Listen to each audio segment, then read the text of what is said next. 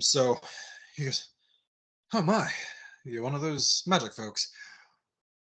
Well, it's not something I'm used to, but if you wouldn't mind," and he leans his face towards you and And says, so, yeah, I'll reach out and "Yeah, like, I'm like weird, not weirded out, but I'm like, okay, this is how this guy wants to do it. And I'll help him in any way I can. for sure." And go ahead and roll a medicine check for me.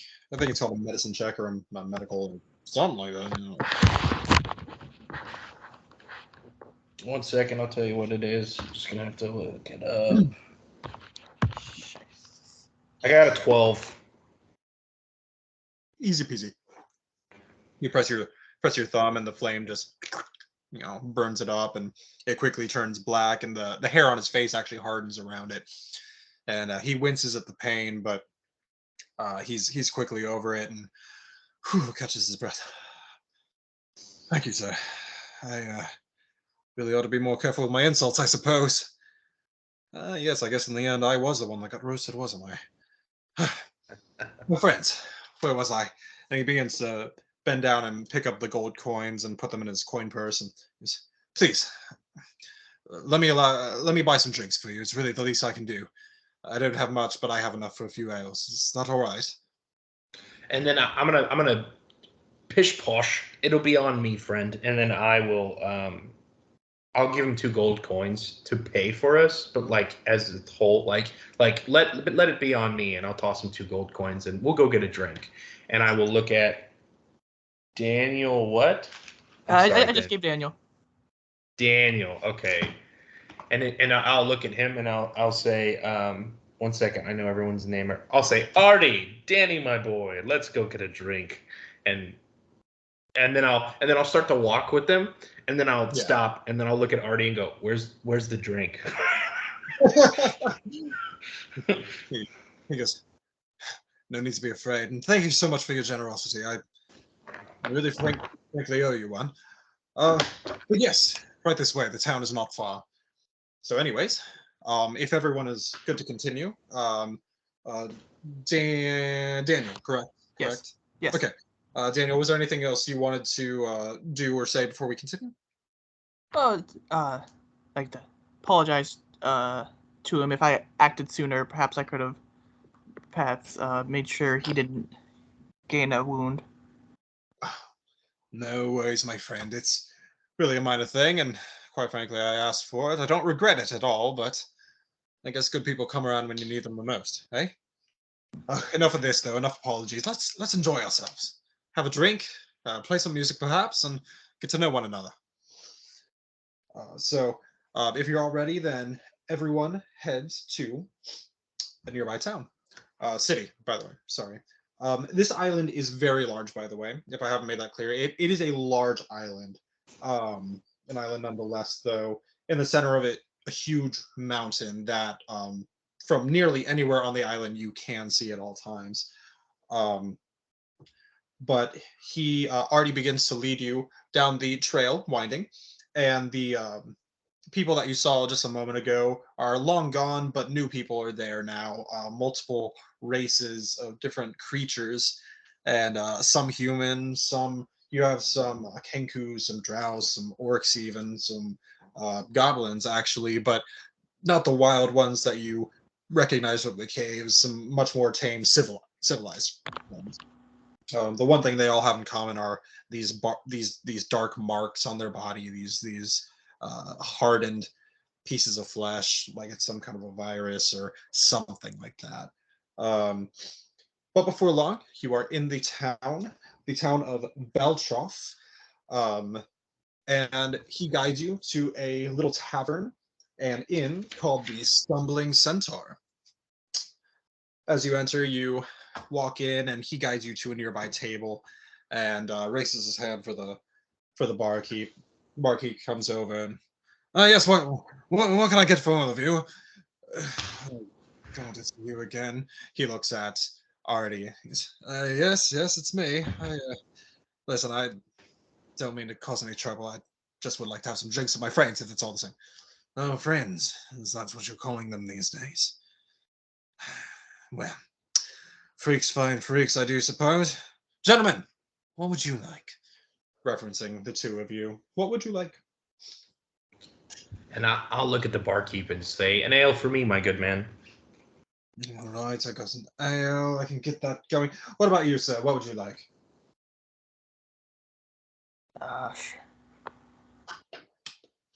Whiskey, if you have it. I'll pay extra if you needed. No, whiskey.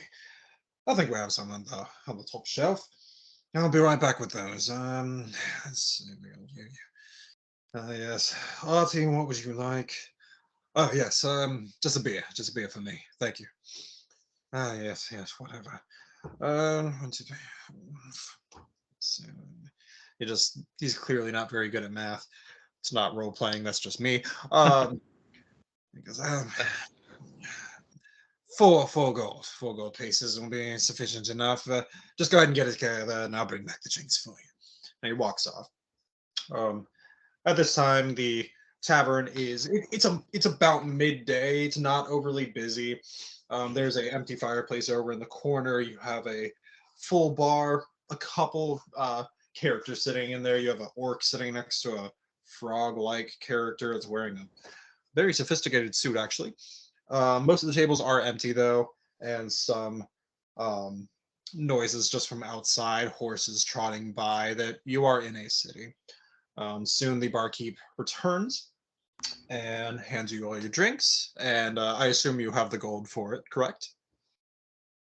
Have the 4 gold. He takes the gold. Just let me know if I can do anything else for you, all right? Waddles off back there. Let's see what we're doing.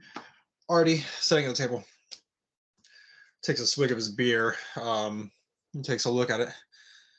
Oh, damn. I'm surprised he only spit in it once this time. Whatever. Drinks it anyway. Before he drinks it, prestidigitation, get the spit out. All right. What does that look like? Tell me.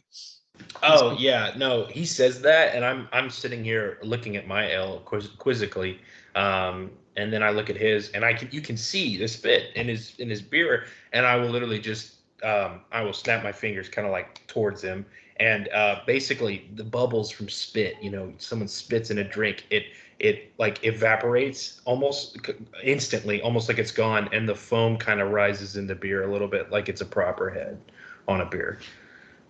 My word. Oh, well, anything for a friend. May have to keep you around for a little bit.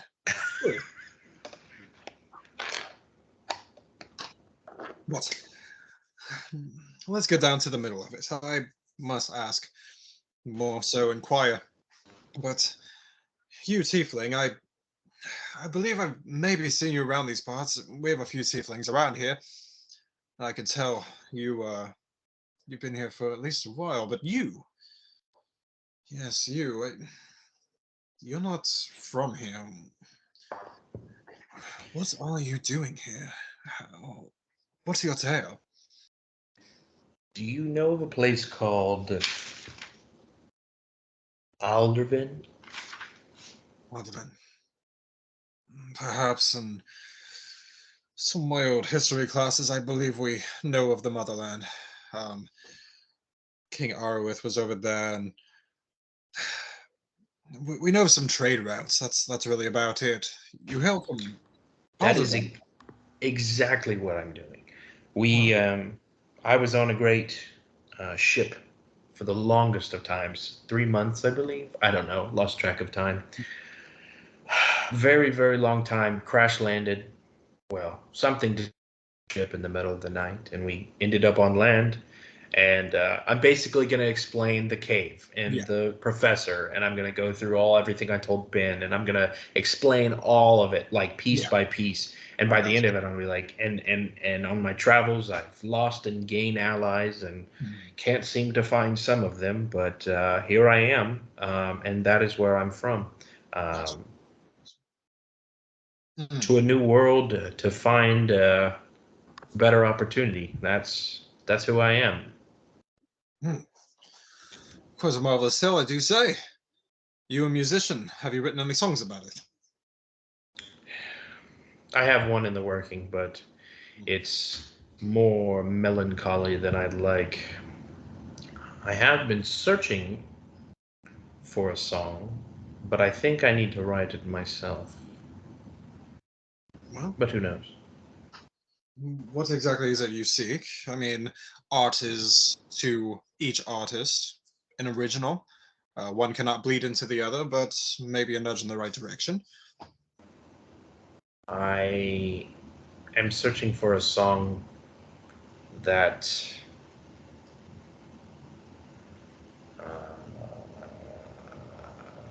I see.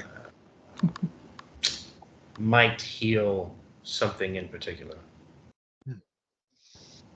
A healing song. I guess many a song can be healing, but finding the right one, that is a true adventure, my friend. I say,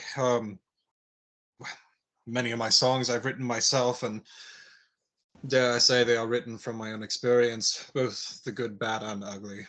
And, well, diamonds in the rough, my friend.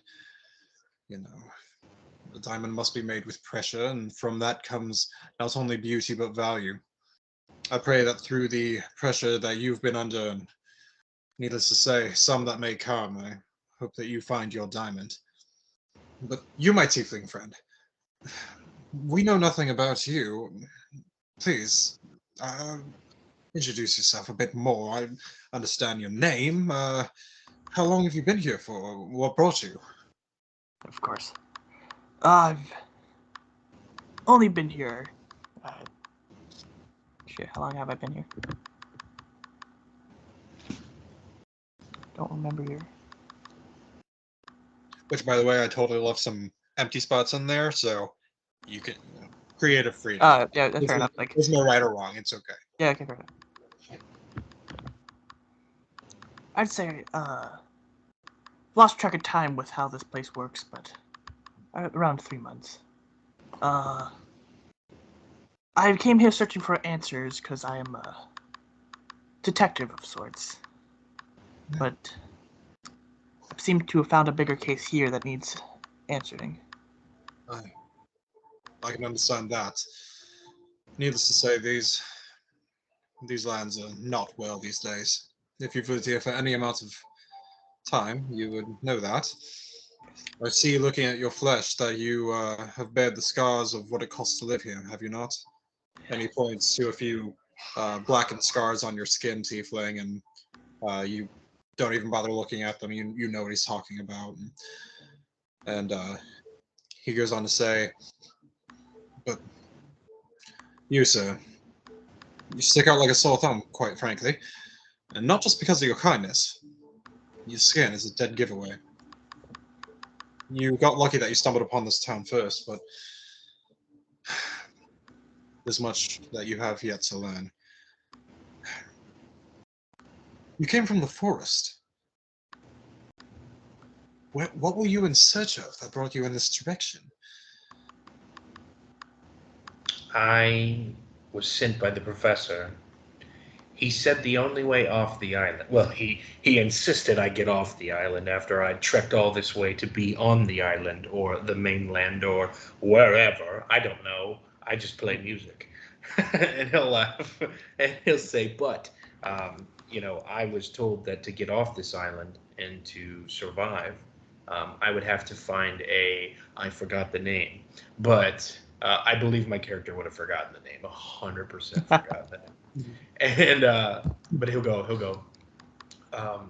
But I'm here to also, and he'll look at Daniel and go, Daniel, I like your point of view on things. I love a good mystery. I love a good mystery, and this island seems to be one of the biggest in my life. Ever since I got here, everyone's telling me I need to leave. My skin is fine, and I have watched another tiefling. And is Chad's character anywhere, or is he off doing his own thing right now? I'll metagame for him. We will say that he is also in the tavern, although his curiosity's gotten the best of him. You know him; he likes to go out on a limb sometimes. So Yeah. he's over at the bar itself, and he's chug-a-lugging. Just he wants to get a sampling of everything. He loves exotic drinks. So, Gotcha. yeah. So I'll say my friend, he developed this sore. It was very weird, but yeah, he developed a sore, and all of a sudden it turned this blackish color, and the professor was covered in these sores, and I have somehow escaped these skin conditions, but nevertheless, I would like to get to the bottom of it. Also, I would like to know why my ship exploded in the middle of the night. So many questions need to be answered, and they seem to all be pointing to this island. So, yeah, fair. that's why I came to the city. Your ship Understood. exploded, you say? Absolutely exploded. So you would remember that when he was explaining about how he got here, Yeah. he'll recant and basically say, yes, in the middle of a bloody fight, the ship seemed to have lurched, and the storm that I accidentally called out of nowhere exploded. And the next thing I remember was waking up on the beach. And then the professor telling me that he got you or it got you. And he never explained further. And you, upon saying that, you notice that Arty has a troubled look in his eyes, and he takes a moment. He goes, "His name is El Make, is what the natives call him. How do you spell that? This thing rules over this island. Rule is a loose term, as he's rather a parasite to it, consuming, stealing, taking. But nonetheless, it is his dominion, and no one leaves, no one comes in. If they come in, I have a unfortunate feeling he wanted you here. Well, maybe he just wanted a few meals. Who knows? There What? were many on my ship. What's that? There were many on my ship that have yet to be found. Alas. I might know someone that can help, but his whereabouts are a mystery to me. Detective, are you aware of the old hospice, the one abandoned outside of town? And if I may metagame for your character just a little bit, you do Yeah. know of the hospice that he speaks of, specifically that in this town, through the years, the use for bookstores, libraries, written literature of pretty much any kind, it's not valued. It's not a valued thing for anybody. The hospice is the last known place that you know of that would contain literature, history, really any kind of library book supply. There is a library within the hospice, and you have a vague idea of where it is. So yes, he asks you that, and we'll go ahead and assume that you reply accordingly and tell him Yes, what you know. I recall it somewhat. Yes. I do believe there is a library in there that may have a map. Maps are not in use around here, as most of the locals know their way around quite easily. But if we can get our hands on that map, just perhaps we may be able to find the whereabouts of someone that may be able to help us. Who would that be? His name is long forgotten. He's been here for longer than I can remember, but the locals just refer to him as the Hermit. He lives out somewhere by himself. He's not a native. He came here alone many years ago. Long before I was born, actually. But if anyone can help us, it may just be him. Alas, we will need a map, and the journey will be treacherous, to say the least.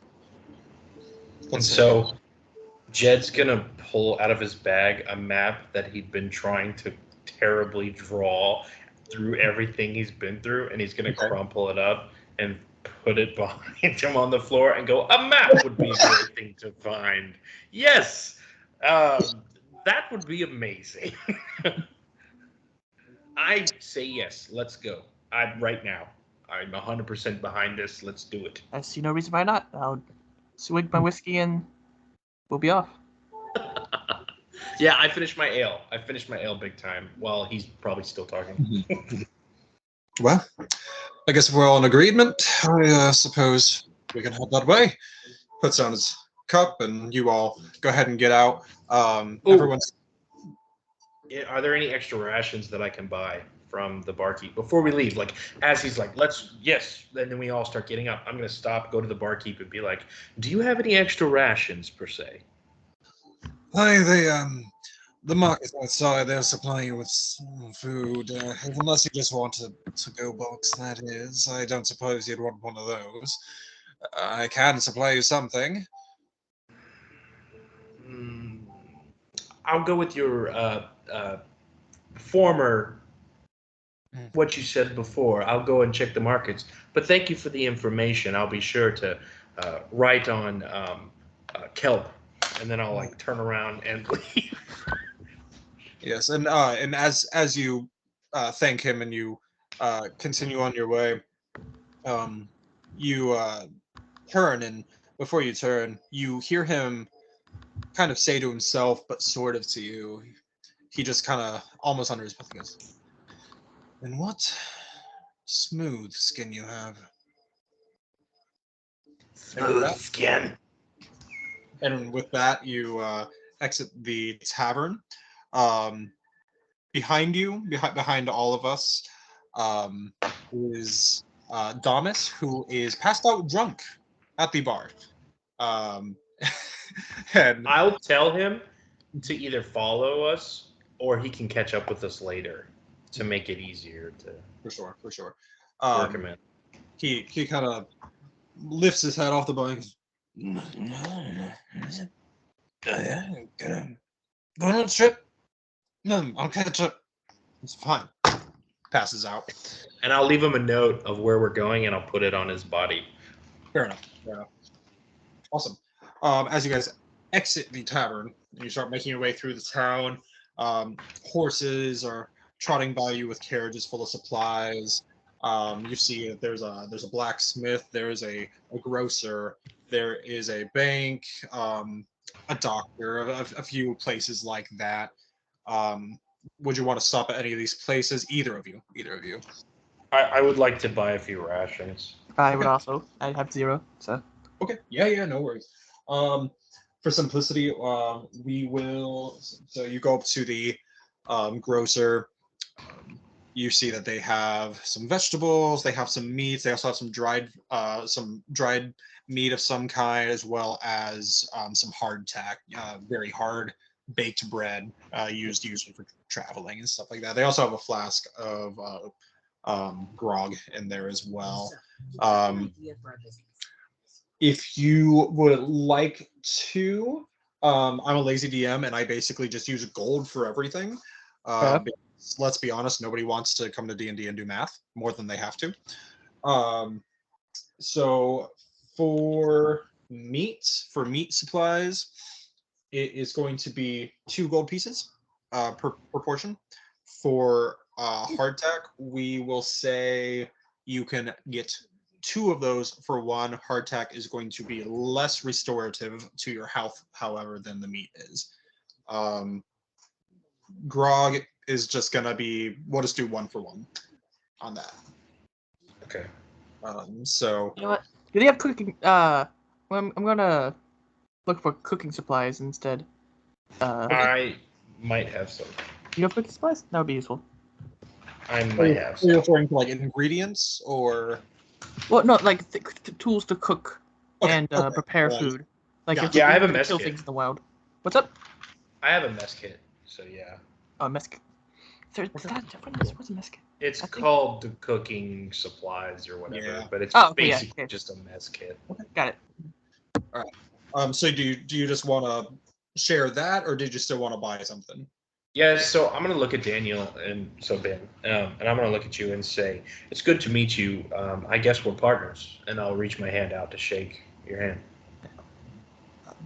May this partnership be fruitful in answers as I shake your hand. And not get us killed. And as I'm shaking your hand. And so I will also share my gear with you, like anything you want. So if you have any questions about what I got, I can tell you. I've got the regular stuff, but I do have a mess kit. I call it a mess kit. Sorry, That's but fine. I have cooking supplies. I've connected it in my brain when you say mess kit, you mean cooking supplies. We're good. Gotcha. So I have a mess kit. So that's good. I am going. Do you want to share rations? Like have a group ration thing? That would be a good idea. Okay. So I have 4 rations left. So I need just for one person. I think one person should have at least 4. Yeah, just in case. Yeah. So we need. Sorry. Real quick. With the eating rule, something I forgot to mention. Food specifically, like if there is a particular food item that is not hardtack or grog,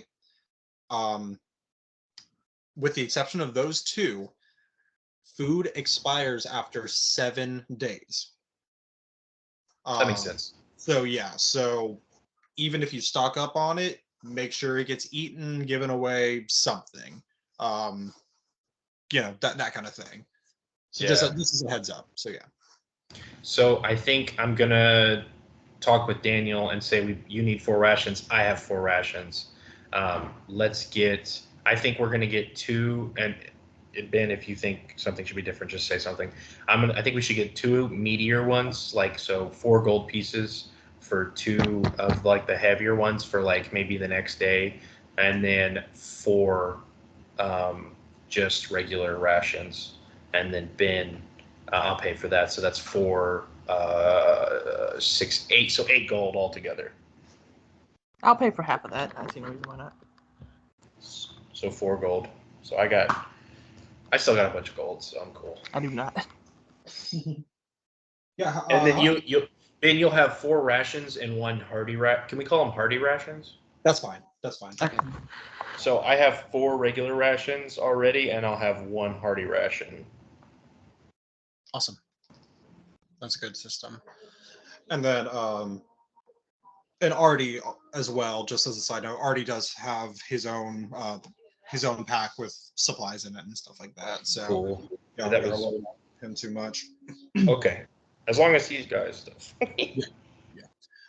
Was that everything you guys wanted to get at the grocer? I would also. Is there anybody that would have? I don't have rope. Does anybody have like hemp rope? Yes. There's a small shop that's just nearby, and they have all sorts of utilities. They have hooks, they have rope, they have stuff like that. Fabric, a lot of fabric and everything. Would you like to purchase some rope, I assume? Yes, definitely. Right. They do it Home Depot style. So we will say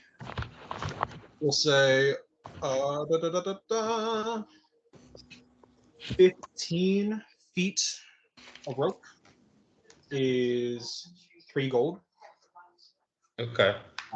But you can get, I would say you can get as much as you can to a point. Obviously you can't get like, yeah, you have limited gold anyway, so that's stupid. Ignore me. So yeah. How much rope do you want?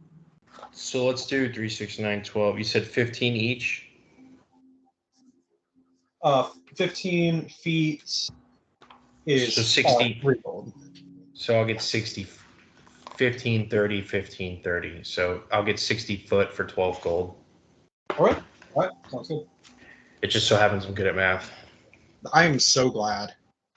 Glad at least one of us is. I can't speak for Ben. I can only speak for me. So.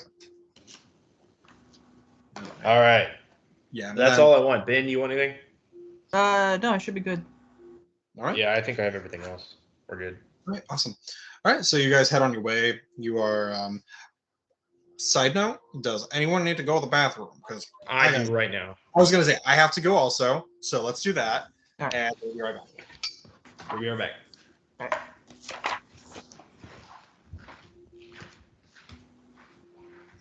I'm alone.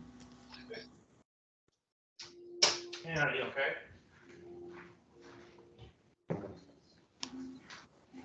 What's the armor?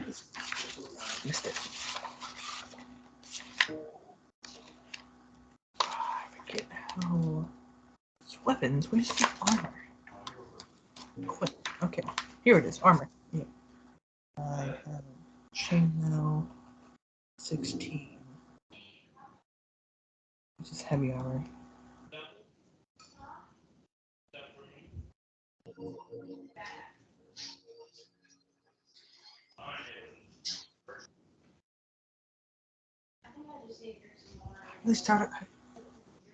Only start out with chainmail, really? Say that.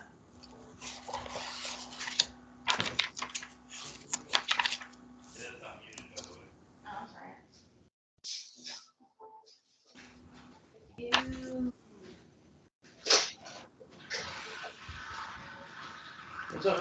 The strawberries are disgusting. There's no way we can eat those. You don't think so? Dude, just poke it. Leave me alone. Leave me alone. Stop it. Like tomorrow. That's right. Like they will not last. We're gonna have to go. You want to go get some yellow cake mix and then put them on? Oh, they're still good. Just put them in the fridge, and then they're gonna make a hella big cake. I I'm guess. so excited. We're gonna be strawberry. We can make like a strawberry shortcake. Strawberry shortcake. I don't like strawberries. Thanks for. Mm-hmm. Can I turn this down? Yeah, turn it to like the regular setting. Love All right. When I'm down home. Take your time, dude. Do your thing. All right. Okay. Okay.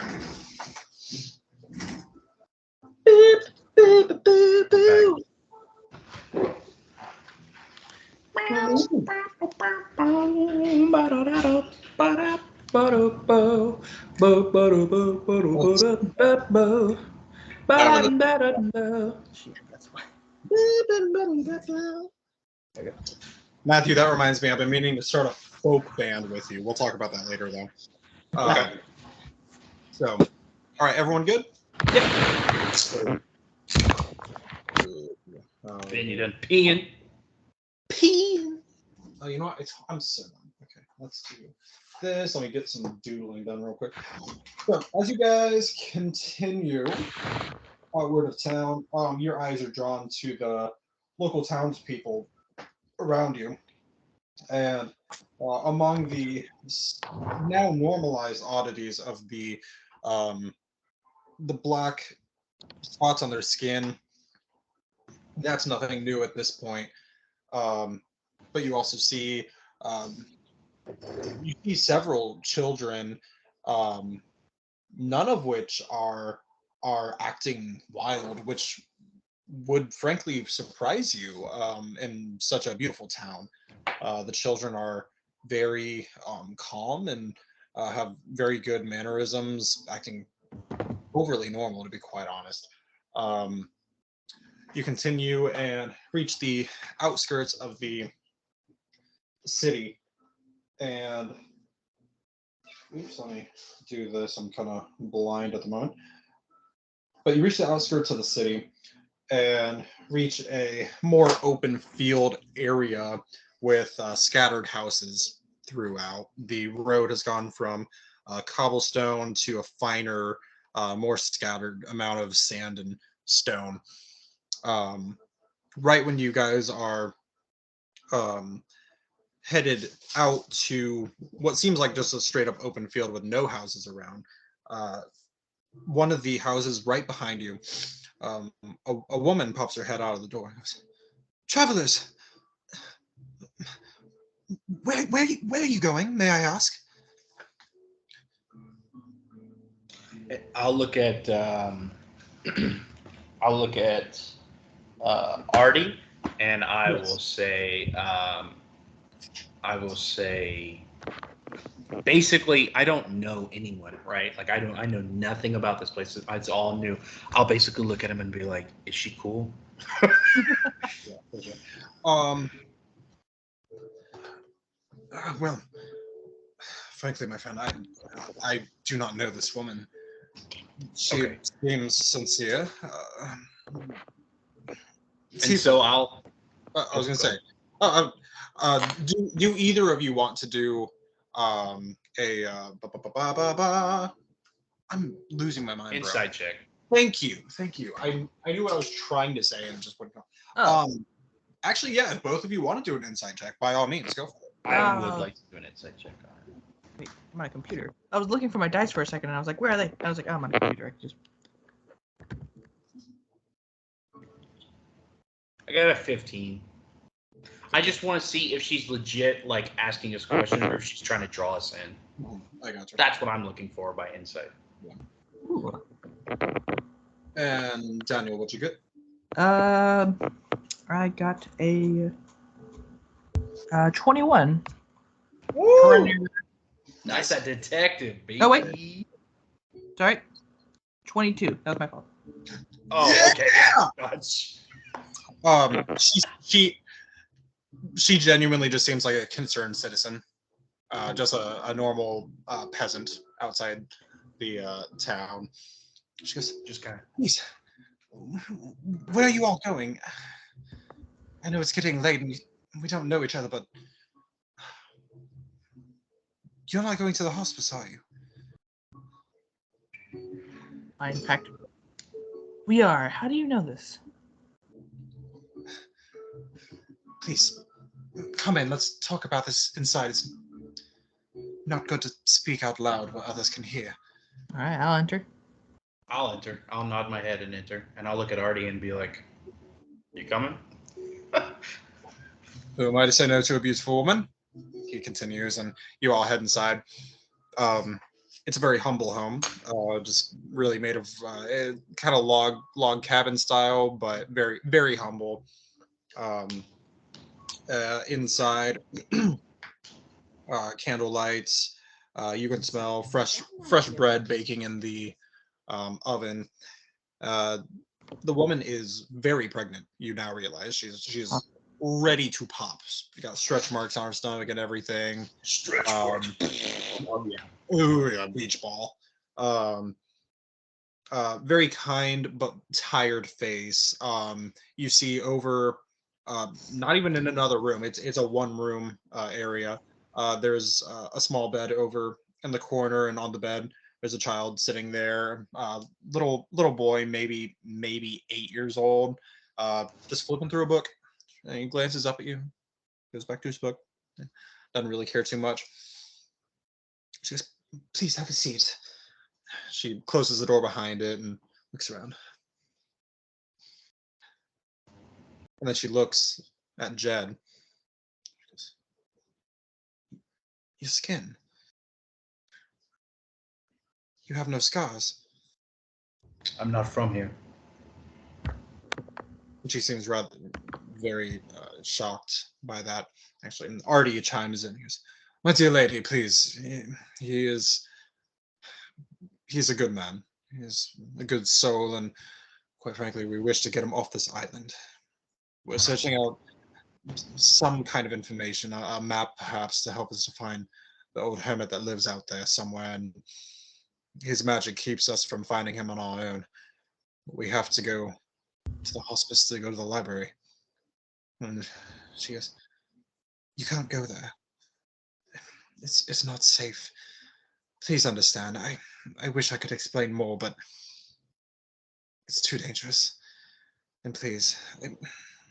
And she starts getting very choked up, and you're kind of like lost as to why. And Arty just kind of rubs his forehead, and it seems like there's definitely some tension in the air as far as like something that they're not telling you guys quite yet. But she goes, if you need a map, please, I can supply some kind of directions. They may not be the best, but I'm very familiar with the island. You just can't go there. Please don't. I thank you for your. The word is lost on me. Concern, perhaps. Yes, Chris.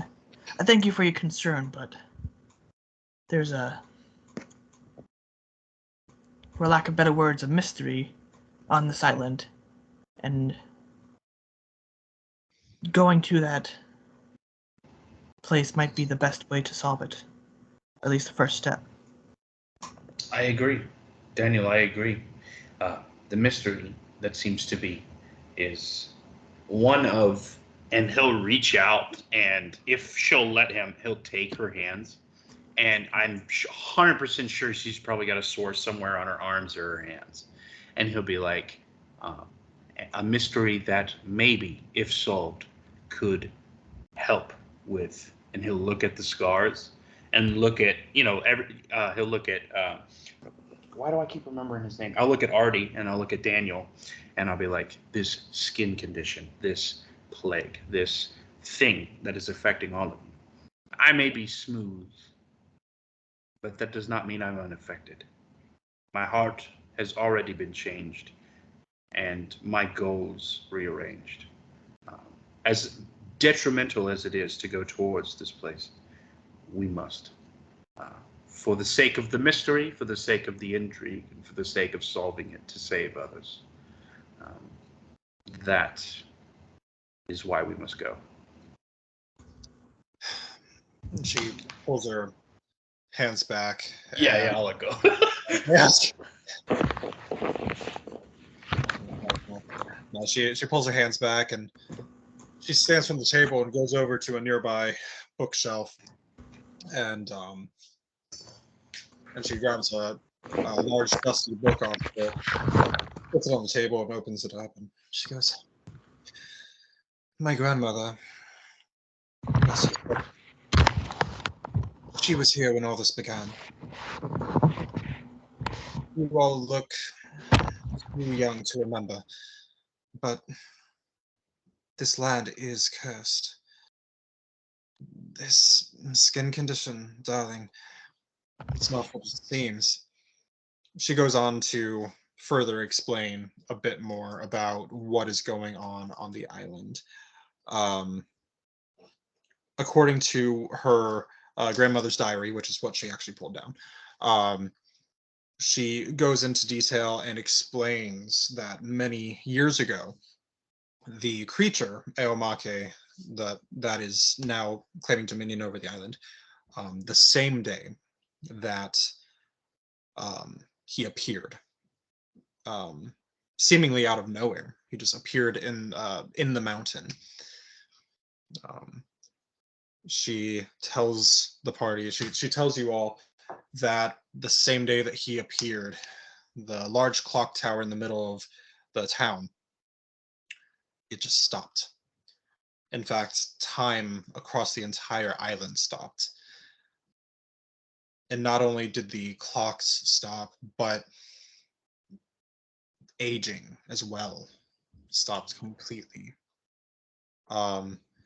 She pulls out her arm again and shows you the scars, and amongst the four of you, she makes an example of the other two in the party and explains that these are not they're not sores, it's not a plague, it's not a disease, they are injuries, because when the time stopped, so did the healing. There is no healing. The smallest cut, which Daniel, actually, I believe you have some knowledge of this, correct? Yeah. Some minor knowledge of this. Would you care to chime in any of just what you know of the situation? And if you don't know, it's totally okay. I am curious. Yes. I did not know it has anything to do with this man that you speak of, but I did have figured out that wounds simply do not close up. For time itself has stopped for some reason. Yes, and Arty as well chimes in. He says, "Which is why, my dear friend, that you of all people need to be very careful, as well as your tiefling friend back in the bar. You stick out rather well. I should know." And he shows he has a large slash across his chest, which is also blackened. And he explains further that the modern sense of medicine in this world is when you get a cut that draws blood, the smallest amount of blood, if you cannot heal from it, you will bleed out and die over time. So every cut, scrape, gash, stab, everything has to be burned shut, resulting in these charred black marks all over their bodies. Does magical healing work? That is what I was very curious of, but I didn't want to ask until the rest of Matthew figured this out. No, that's totally a good question. So as it stands, the magic that is over this land, it fully has engulfed everyone that was here when the curse was laid out. The curse was laid on the land itself and all that were in it at the time. You two, however, came later. What this means, and just for some character development, some plot development, we'll go ahead and say that the woman is actually telling you this. But she explains that the two of you are unique, you're special.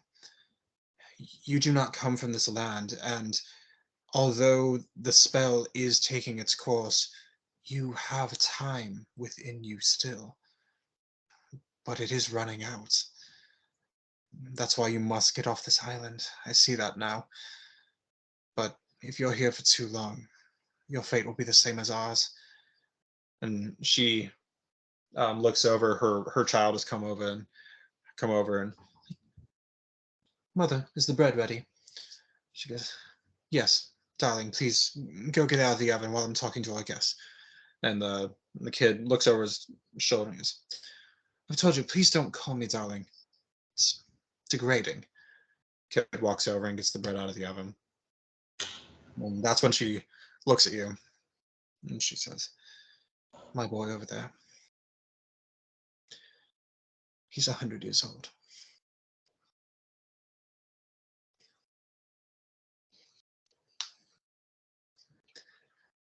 The boy brings the freshly baked bread to the table, and the woman begins to slice the bread and share it amongst you. And at this time, after hearing this, your eyes are immediately drawn back to her very pregnant stomach. Yeah.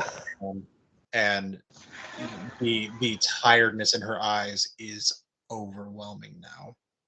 You can see she has been carrying this child for so long. She serves you the bread, however, and acts as normal as she did when you first arrived. And she goes, she now that she understands the gravity of the situation, she goes, "I see now that you must leave this island, and you must speak to the hermit. Lord, I hope he can help you. But there's something you must know about the hospice. Many years ago, when the curse was new and many of the townsfolk were learning how to cope with it, please understand we were scared. We didn't know what to do, and many of us didn't know how to care for our children. We were struggling, and we thought they would be better off without us, and that maybe they would just pass. So we left them there. But I still hear cries from the hospice. That's why no one goes over there. They very well may be alive in there still, and if they are, I dare not think of what horrors lie beyond those doors. So please, by all means, if you're going to go there, do so carefully. Tread lightly and beware of the children. They will be hungry. And with that, she wraps up some bread and hands it to the both of you and opens up the door and allows you to leave. Um, was there anything else before you do? Was there anything else you guys needed to do, wanted to do? Questions to ask? Anything? Nothing to her. I thank her for the info. And I gotta. One second. I'm gonna give her a gold piece. She sends you off. Please stay safe, all of you, and Godspeed. If you can break this curse, I hope you do so quickly. Time is running out. The door closes, and you are soon on your way. Golly! Now I knew Let's no talk one. about, dude, dropping a bomb. All right, that's one thing. All right, to drop a bomb, but to drop a nuke, that is totally different. Now Holy listen. crap. I knew no one aged. I didn't know it was this horrific. Like, Well, you have to think though. If no one ages, nothing happens. Nothing goes forward. That is a crazy yeah, take on things. Things that you don't think my about. character figured out that no one seemed to be aging, but I didn't. I doubt he would have realized that it's been 100 years. Oh man! All right, yeah, we trek onward. This is what me and Daniel are talking about the whole time. Me and Daniel are just. I was gonna say if you guys are in touch, you guys are like, didn't see that coming. What the? I will have to talk to. I forgot your name. Jed. Jed. I was like, I may not be able to leave this island with. Well, at all with this person here. Nonsense. Listen, and Arty, Daniel, all of these people, we will find a way. Hope is not something you have much of, but let us have a small bit to move forward. Even if I get cursed and I live my life as you, I would rather live my life than to lay down and die or run away weeping like a child. No, I'm saying that our original goal was to get off the island to make sure, well, something didn't happen to us. But now that we know what, and I have a theory who started this, I feel like justice must be served. Definitely. I agree, Daniel. And Doug, I believe that's our dialogue as we're walking. So Yes, yeah, absolutely. That's awesome. Arty is marching next to you. By this time, it is a little past sunset. The sun has gone down past the mountain, and the stars are starting to come out. Arty stops, and you hear the chirping of crickets, some bats in the air, and Arty goes, "Well, my friends, I can honestly say I didn't know it was this bad. I didn't know. But alas, I started this journey with you and determined to end it with you as well. And if you so wish, there it is. In the distance, through the long blades of grass and other plants, a large building made of wood and peeled paint is in the distance, very decrepit, falling apart almost. Windows. There are at least a couple of stories to this place, and all along the way you see the remains of abandoned wagons and carriages that were left there a long time ago. Um, inside the windows of the hospice, just blackness, pitch blackness. The the large double doors in the front are boarded shut, covered in vines and ivy that are growing up it after years of abandonment. But it is there. Arty pulls out his sword and looks at you. I'm not one for children, but this feels even extreme for me. Listen, don't feel alone. Don't feel alone. But I must, same thing. I know you were probably about to ask it, but, and I will turn to Arty and I will turn to Daniel, both and exclusively say, can we agree that if we are attacked, to attack? I can agree to that. Daniel. If all else fails, I will make sure I do not die here. And neither will you two. Understood. I think we all Three. agree. I've got the three of us, but... Well, So, yeah. We're gonna hit it. what better way to write a magnificent, triumphant song, my friend, than a terrifying journey ahead of us? And then he'll kind of chuckle because you kind of have to make light of these situations and be like, they're hungry? They're hungry? Oh, so I'm going to draw my sword as we walk in as well. I'm ready, dude. Oh my God. Boys, roll initiative. Whoa! Oh, no! No! I don't want to die. It's 13. Oh no, I wasn't ready. I was too scared. I got a 7. Oh no, Ben protected to me. I wasn't ready. Hey, to be honest though, I'm using Roll20 to roll only for dice, so Yeah. I'm just using Google right now because I forgot to grab my actual dice. yeah, I forgot to grab mine, and I'm not gonna stand up and search for them. So Yeah, same. funny story, Ben. Ben, did I give you any dice when we played our game? No, I don't think so. No, we I used didn't all. give you any dice. I don't believe so. I could have sworn I did, man. In our first game with Doug, Doug gave me dice, so the dice I still use to this day are, I think, the D20 and the D6 are still Doug's dice that he gave me. So No, I only have like a lot of D20s from Magic the Gathering stuff, and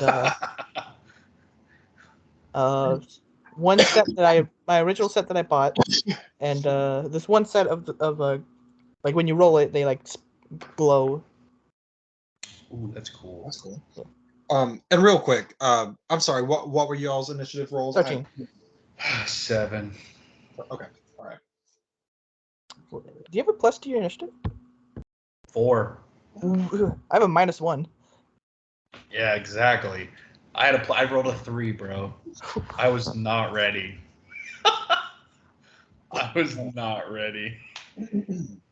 Might have to go with the old pen and paper on this one. My markers are dying. Oh, I can go ahead and tell you, Daniel. I'll go ahead and tell you a little bit of my backstory. Just saying that as we walked to this place, I kind of talked a little bit more about my life story.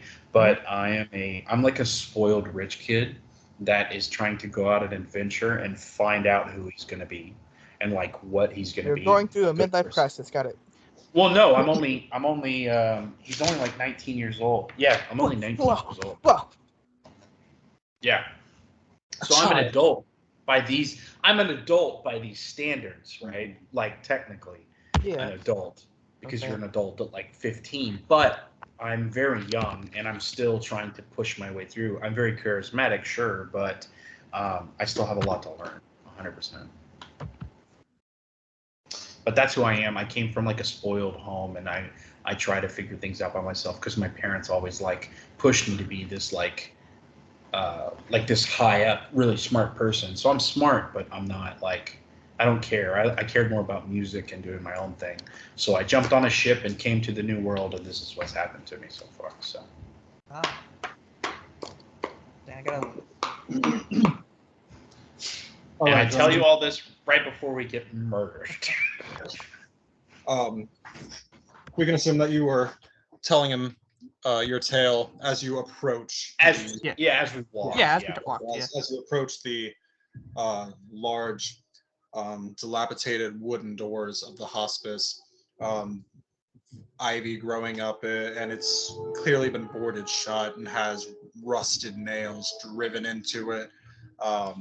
If you've ever seen the very beginning of The Walking Dead, how that door was all boarded up and had like the word dead inside, it doesn't have that on it, but it is not for keeping people out. So Art is going to go ahead and make a strength check to try to get one of those boards off, and he fails miserably. Which, by the way, Ben, because like I said, I don't know how other people DM. I am a homebrew DM guy myself. The way I do turns personally is basically you can basically do like 3 actions. You can do an attack action, a move, and an interact in any in any order you want to. Of course, there is a reaction, but I'll put my foot in the door for you on that. Or if you need to chime in, there's a lot of flexibility in it. So It's a lot of rule. There's a lot of rule of cool in it. Yeah. yes. Okay. And it's good. So I like it. I'm cool with it. Well, I appreciate it. So yes, he Arty attempts to pull one of the boards off and stumbles back. All right, well, that didn't go quite as planned. Can anyone see a window? Something else to climb through? Do either of you want to try the bullets? We gotta get out of this somehow. All 3 of us should be able to pull this off. All 3? Yeah. Do you want to like go? Daniel? Yeah. Like we're gonna try and do let's this all- together. Okay. Yeah, let's all strength it. So let's do this. I have an idea. Okay. Yep. Everybody, roll strength check. That's a nat 1. I got Matthew. 7. Wait, what did you say you got, Ben? It's a nat 1, but I have a +2, so it's a 3. I got a nat 1 as well. Oh. The 3 of us grab onto the boards and we do a 3, 2, 1, and we fall back. The door violently rattles on its hinges, and the boards are still there actually. But they are definitely falling apart. Let's see. Daniel, it is your turn, and Jed, you are on deck. All right.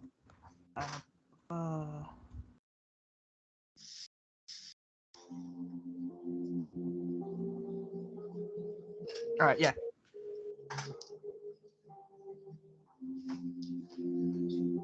What is blessed then? Action. Accident.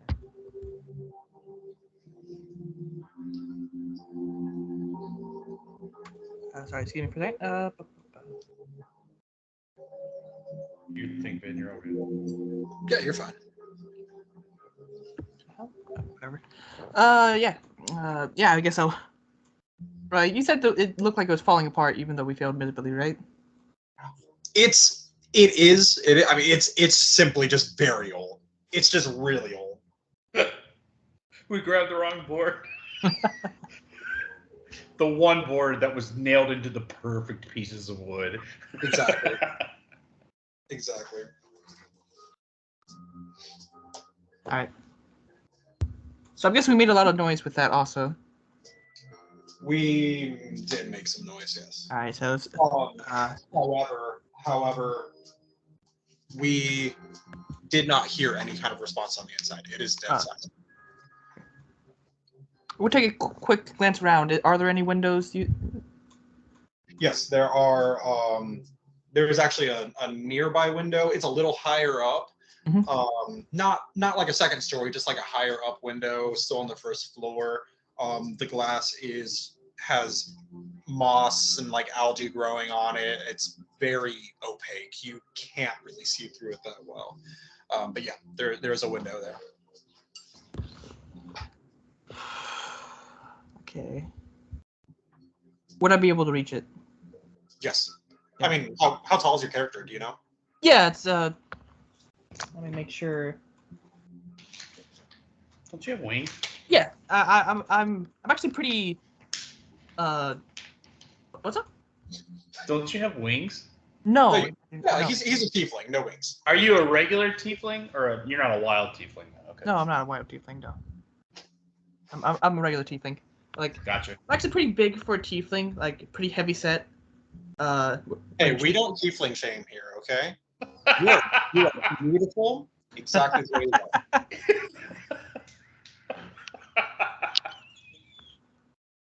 Okay, go. I'm sorry. Tiefling positivity. We love that. Okay. Yeah, come on, it's Um, June. What the hell, dude? Yeah, I would say about. LGBTQT, man. The Yeah. T stands for tiefling. I'm sorry, Ben. Go ahead. I'm Yeah, sorry. I'll say about 6'2", yeah. Okay, yeah. 6'2". Just God bless America. I'm 5'9". the whole time I was thinking he was like the same height as us, maybe shorter, and I'm like, oh like no, my you video. are. No, I'm a big tiefling. Okay, That's okay. awesome. Yeah. The base of the window is for you about lower chest. level. Oh, okay. Yeah. I checked to see if it's unlocked. No, it's not. It's not Alright. a lot. You can tell I've played Barbarian because my first knee-jerk reaction when you asked that was, I smashed the window. So Ben, congrats to you, man. Trust me, if I was a barbarian, I would Smash the window. Yeah. Okay, I'm sorry, man. No, you're fine. Alright, okay. So I quickly take a quick glance through the party. Are we attempting to do any stealthy like, or are we just barging in, taking map, barging out? And who are you asking? You're just asking the Yeah, party? like Matthew and God, I can't remember his name. What's your name? What's your name? I write this down. Arty. Yeah, Arty. Oh my Arty gosh. and Jed. Yeah, both of you. He was like Arty and I personally, I guess showmanship has always been my move, personally, although in this case I can't say it will be a rewarded experience by an applause or gold. Can't say for sure how to go about this one. This is my first time. Alright. What about you? Detective, you've done this before. Should we go by stealth or should we be loud?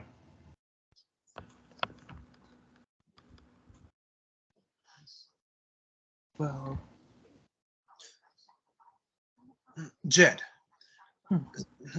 My apologies for interrupting, but you have rope, do you not? I did buy a rope. It's Can I? simply an idea. Sorry, what? I was going to say it's simply an idea, but perhaps use the rope.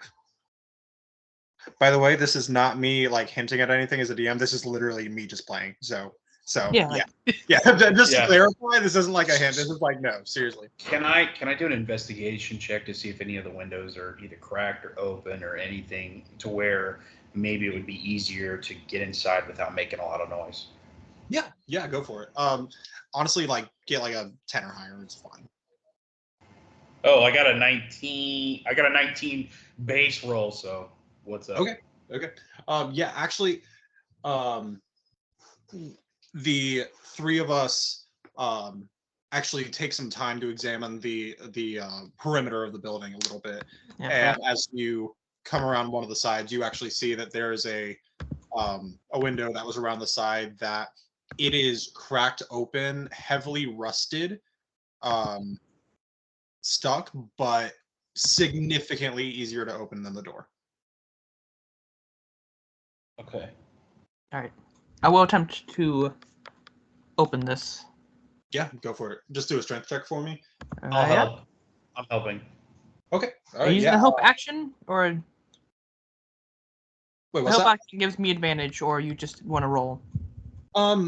Honestly, if you guys just want to, it's probably gonna open. It's probably gonna open. It should be Not fine. with that roll that I just rolled, so What you get?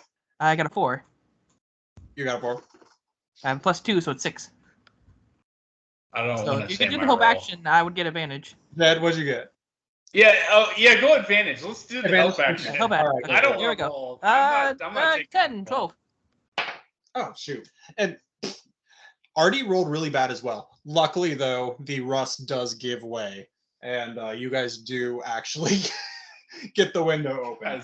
Guys, I got a nat 1. Just so you know. Oh I- my gosh! Yes, that we went with my advantage and not This you rolling. building is the biggest challenge of this game. The doors. Arty I got don't a know if you 3. guys seen Critical Role, but doors are their main enemy. All right. Let's see. Okay, cool. So, I think we're all going to sneak in, definitely. yeah. That was. How many actions was that technically, Daniel? Do you want to take a third action and be the brave soul that goes in first, or? Oh, I'm going in first, definitely. Okay. So with that, with him going in, that's probably about 7 actions. I would door. Wait.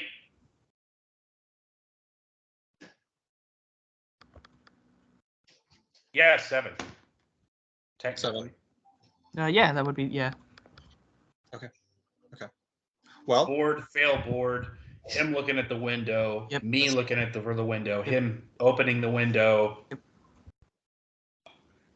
Oh, so 6. No, opening and then No, going the inside, 7th so is me 6. going in. Yeah.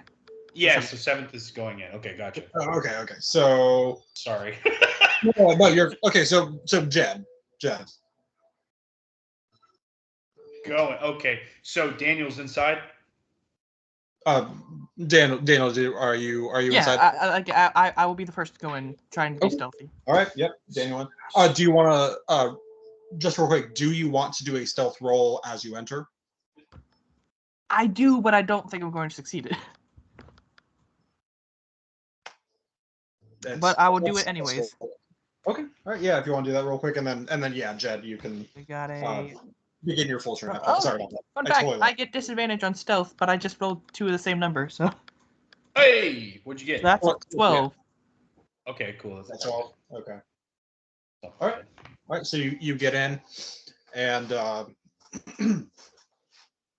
you're immediately met by a very musky odor, thick air, and a crunch under your feet.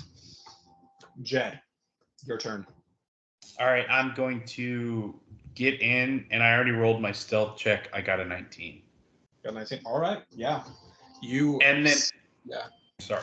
Oh, Sorry. You get in like a ninja. You're good.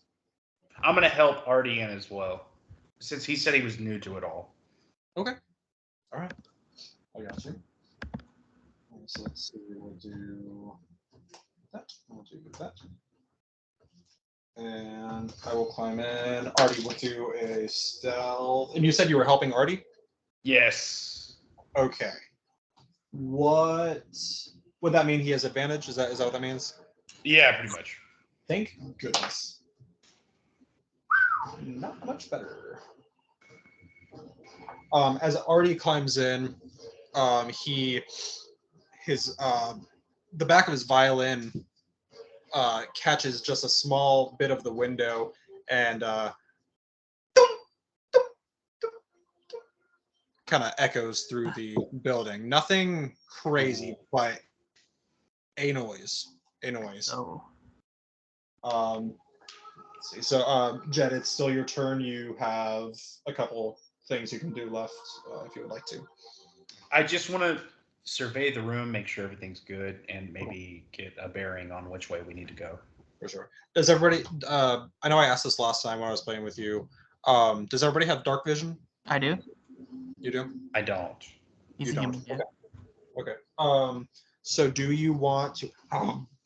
Do you want to use anything for a light source at this moment? I'll have to. I'll do a candle. Candle. Okay. I still have a candle. So we'll say that for you, you can see I about 15 feet.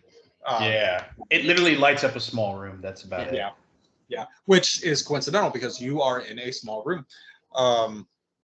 As the light fills the room, the walls, the floor, the ceiling are blackened with years of mold and decay and moss and even spider webs that have long since been abandoned.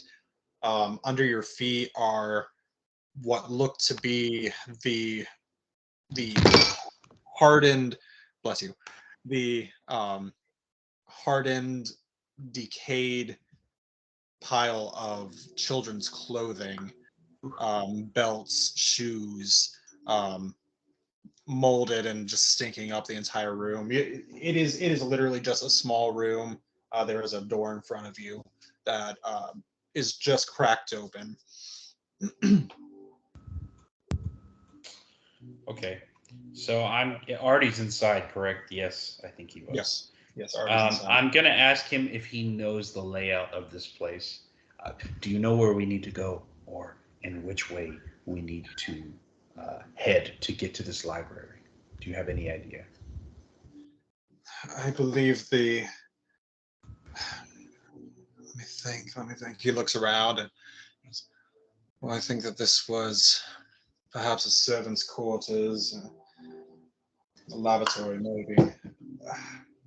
If we are where I think I am, I believe the library is on the other side of the building. We ought to go through, and I think towards the left there should be some passageways. It's been too long. Haven't even thought about this place in such a long time, to be quite honest. Gotcha.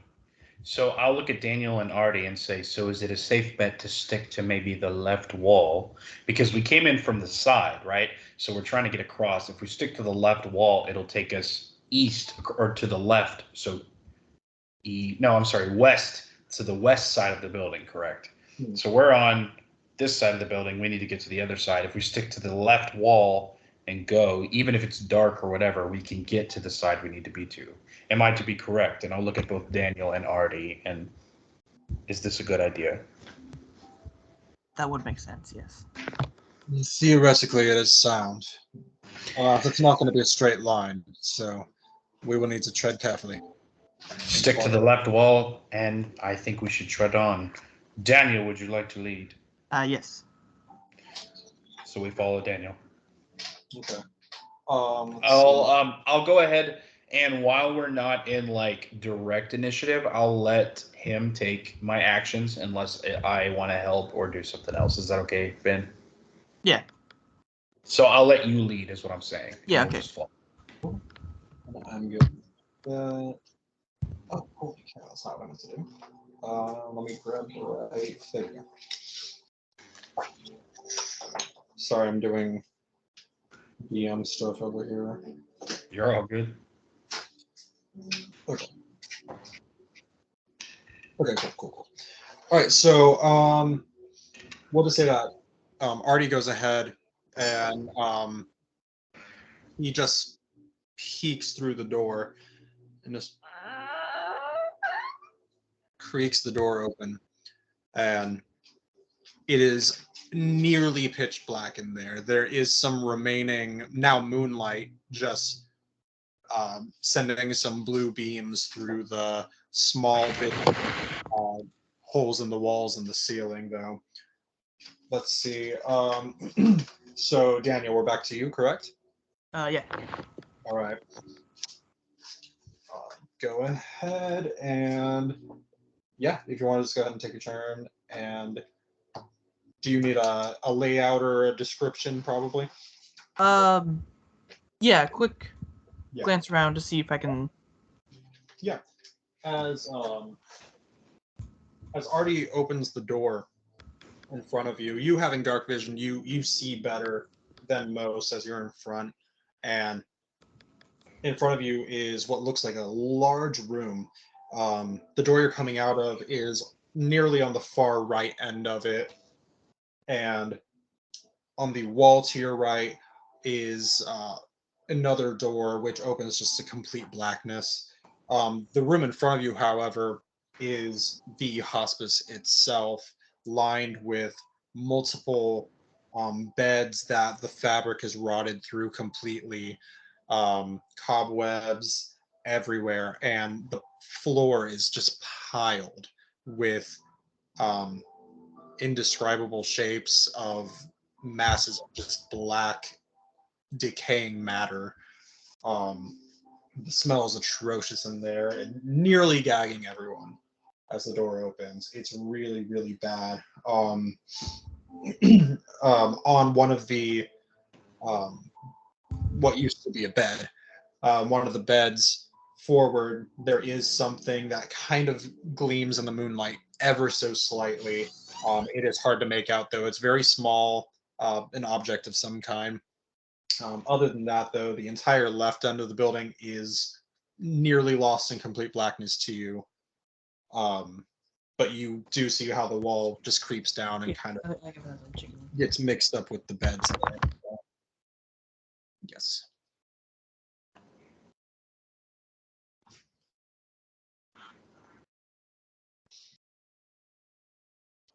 Hey, Spotifyers. Did Ben say he had to go? What's that? What did Ben say? Oh, I did not hear. I didn't say anything. Oh, okay. Oh, okay. That's probably why. Okay, cool. I could not hear everything that you said in the description because I was interrupted. But No, you're fine. You're fine. Basically, just a large open room. The floors are. You can't really see the floor as it's just piled up with an assortment of decaying black matter. That's very hard to make out. There's multiple rows of decaying beds, and on one of them, towards the center, is some kind of an object that catches the moonlight just a little bit. You can see the direction that you plan on going is to the left, which is nearly lost in blackness, but you do see the line of beds going towards a door far in the corner near a staircase. all right. How big would you say the shiny object would be? No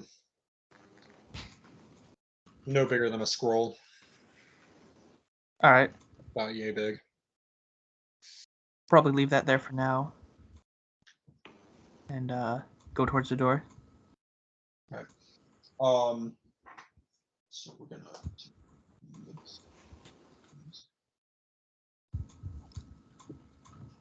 And one more time, I'm probably gonna have you guys do this quite a bit, but one more time, if you would. Everyone roll one more stealth check for me. Yep. That is an 11. Give me 1 sec. You're fine. I got a 22. That's fine. So, all right. So, as everyone is lined up, pretty much single file, sword in hand, and Jed, you're there with your candlelight.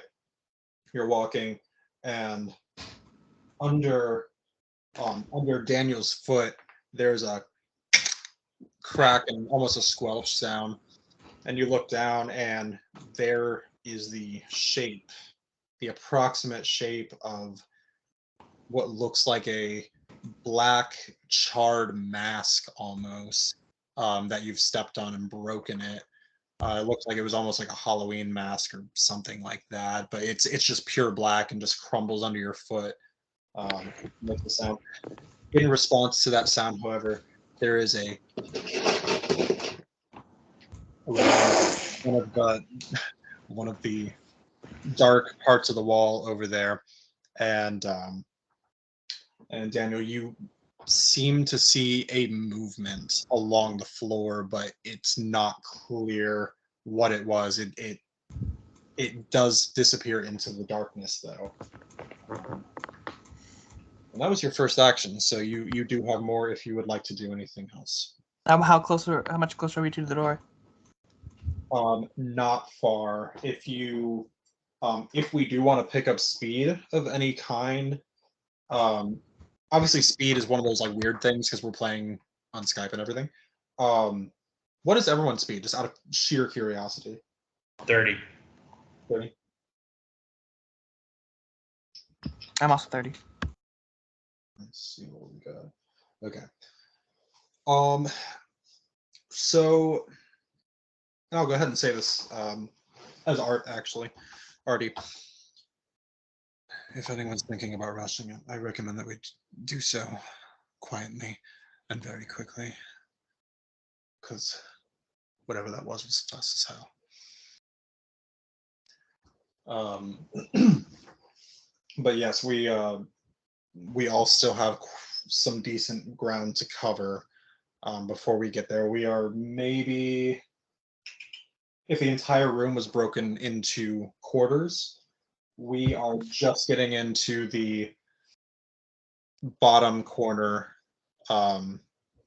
whereas the library door, assuming it's the right place, is up in the top half corner. So we're just getting into this one if we're going along the wall.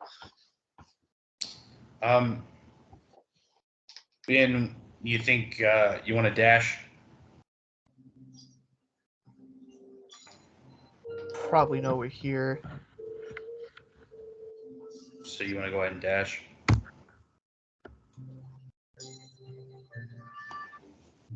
Yeah, we don't want to get stuck up on. We'll pick up the pace, but still try our best to be cautious of what's around us. Okay. So we're speeding it up a little bit. Yeah. All right. So I'm gonna move us up a little bit. I'm doing some makeshift tabletop work over here. We're gonna do one more stealth roll. Because we're picking it up, we're going to do disadvantage though. I already had disadvantage. Okay, well there you go. You're ahead of the game then. That is a 9. Oof. I got 11. You got an 11. Everyone starts picking up the pace a little bit, and more there's just crunching under our feet and everything. At that time, however, Arty, something jumps on his back and wraps its arms around his shoulders and pulls him back onto the ground. He falls down, not taking any damage, but he leaps to his feet quickly, draws his sword. What the hell was that? It's quiet. It's completely quiet. And something starts approaching out of the darkness, walking towards them, no taller than a halfling, the shape of a child, maybe 3 years old, very small. But as it comes into the moonlight and you see the moon cascading on the side of its body, you see that it has no ordinary skin. It is emaciated and completely black and charred all around its body. Where its eyes were, they are sunken in so far, and there's just the smallest reflection of black inside its sockets. It opens its mouth. You're hoping to speak, but in response, it just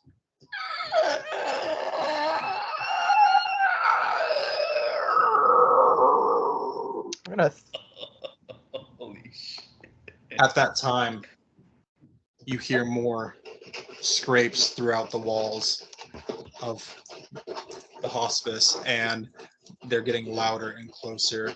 You hear more of that whining, moaning sound getting closer, some even seemingly from under the floors, just more.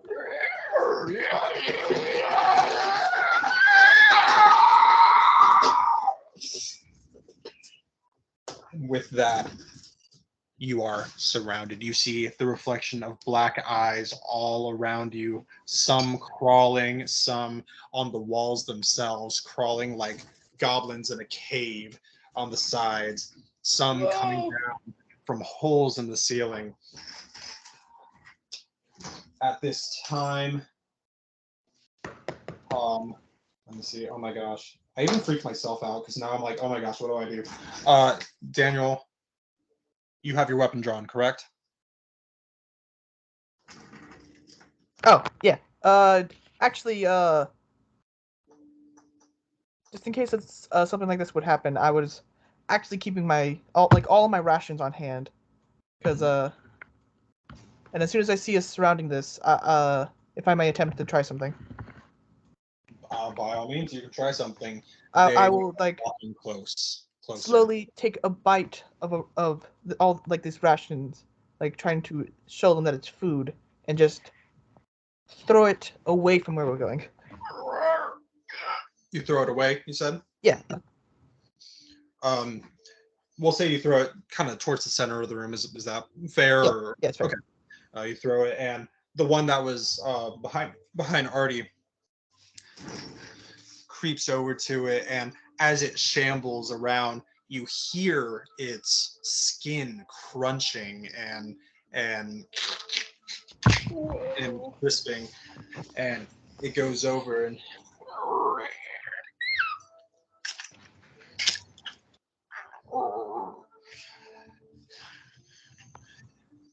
it looks up at you, and once again, just the reflections of its eyes are all you can see.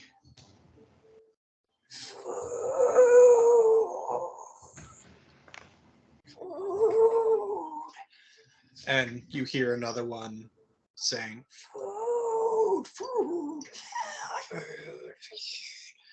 And now just the entire place is chanting with this struggling gasp of air, saying the word food.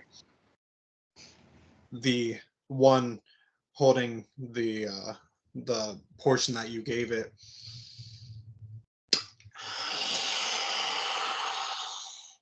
drops it to the floor and looks right at you. Well, I tried. It runs at you. Daniel, draw your weapon. Done. Ah! See me draw my great sword from my back. All right. Great sword. What? Because of your, what did you say your speed was? 30. 30. Okay, so Yeah. player's favor, so you are going to have a chance to attack first. It is running at you and it jumps. What are you doing? All right. Well, I attempted peacefully. As it jumps, I'll tend to stab it using its own momentum sure. onto my blade. For sure. Hell yeah. Go ahead and make a Hell roll.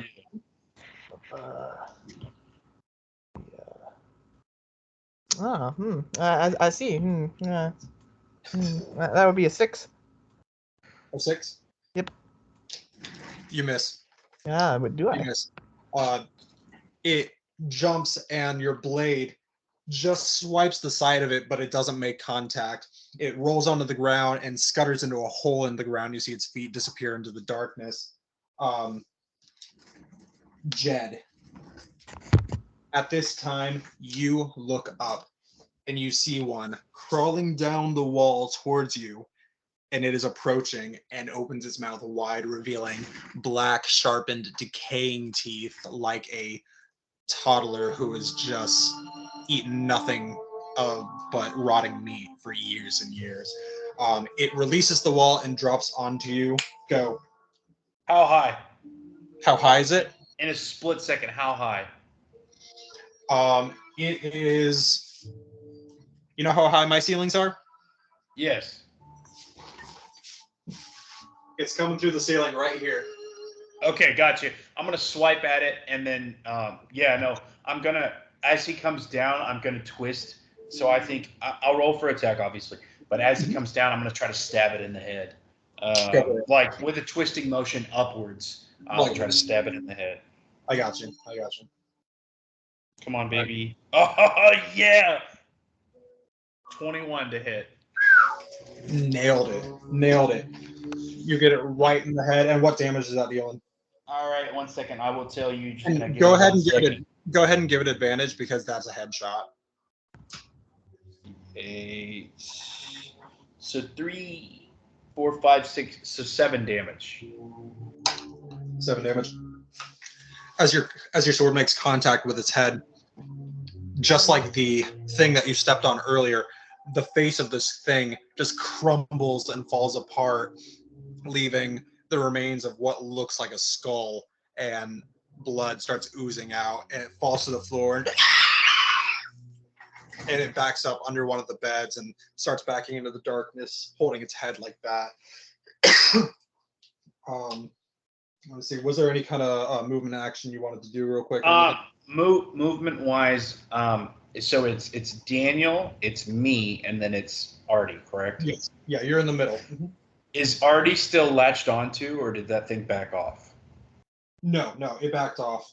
That's the one. So I'm going to move next to Arty to back him up, and I want to be in a defensive position to give him advantage, if that's okay with you, or some type of help if I can, so, to where I can help him to where he's just not easily attacked. And then I'm going to look at Daniel, and I'm going to say, Daniel, have our back. Gotcha. All right. Daniel, do you reciprocate to that? Yeah.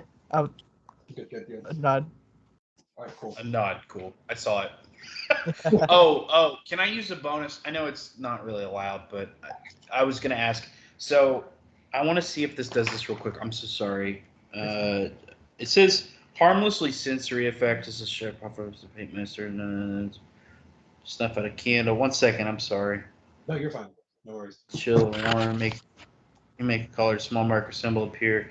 Should illusion areas fit in your hand at the end of the next turn. So it says you create a non-magical trinket or an illusionary image you can fit into your hand, and that lasts until the end of your next turn. So until the end of my next turn, as a bonus action, could I use prestidigitation? I know it's up to you. You're the DM. Could I cast a ball of light, just a small one, but one that would light up the room to where I would at least have a little bit, so I could put my candle out to save it, but where I could still see to do combat? Yeah, absolutely. Okay, so I would do that. I would attack that thing, say that to Daniel, and then I would cast prestidigitation, a very small boil of light, and it would just light up the room to where we could see a little bit better, and to where I could defend my possession. Great idea, actually. The light illuminates pretty much the entire room. It's a large room, but it's not a deep one, and there's not a lot of coverage except for the beds and holes in the wall and the junk on the floor. Now that it's illuminated, you see everything on the floor. They are the decayed bodies of these blackened children that have been rotting and decaying over the years. You see that there are about 4 or 5 lines of 6 beds each. All the cloth has been rotted through completely. You, Arty and Jed's right sort of in front of them, there are about 6 of those children.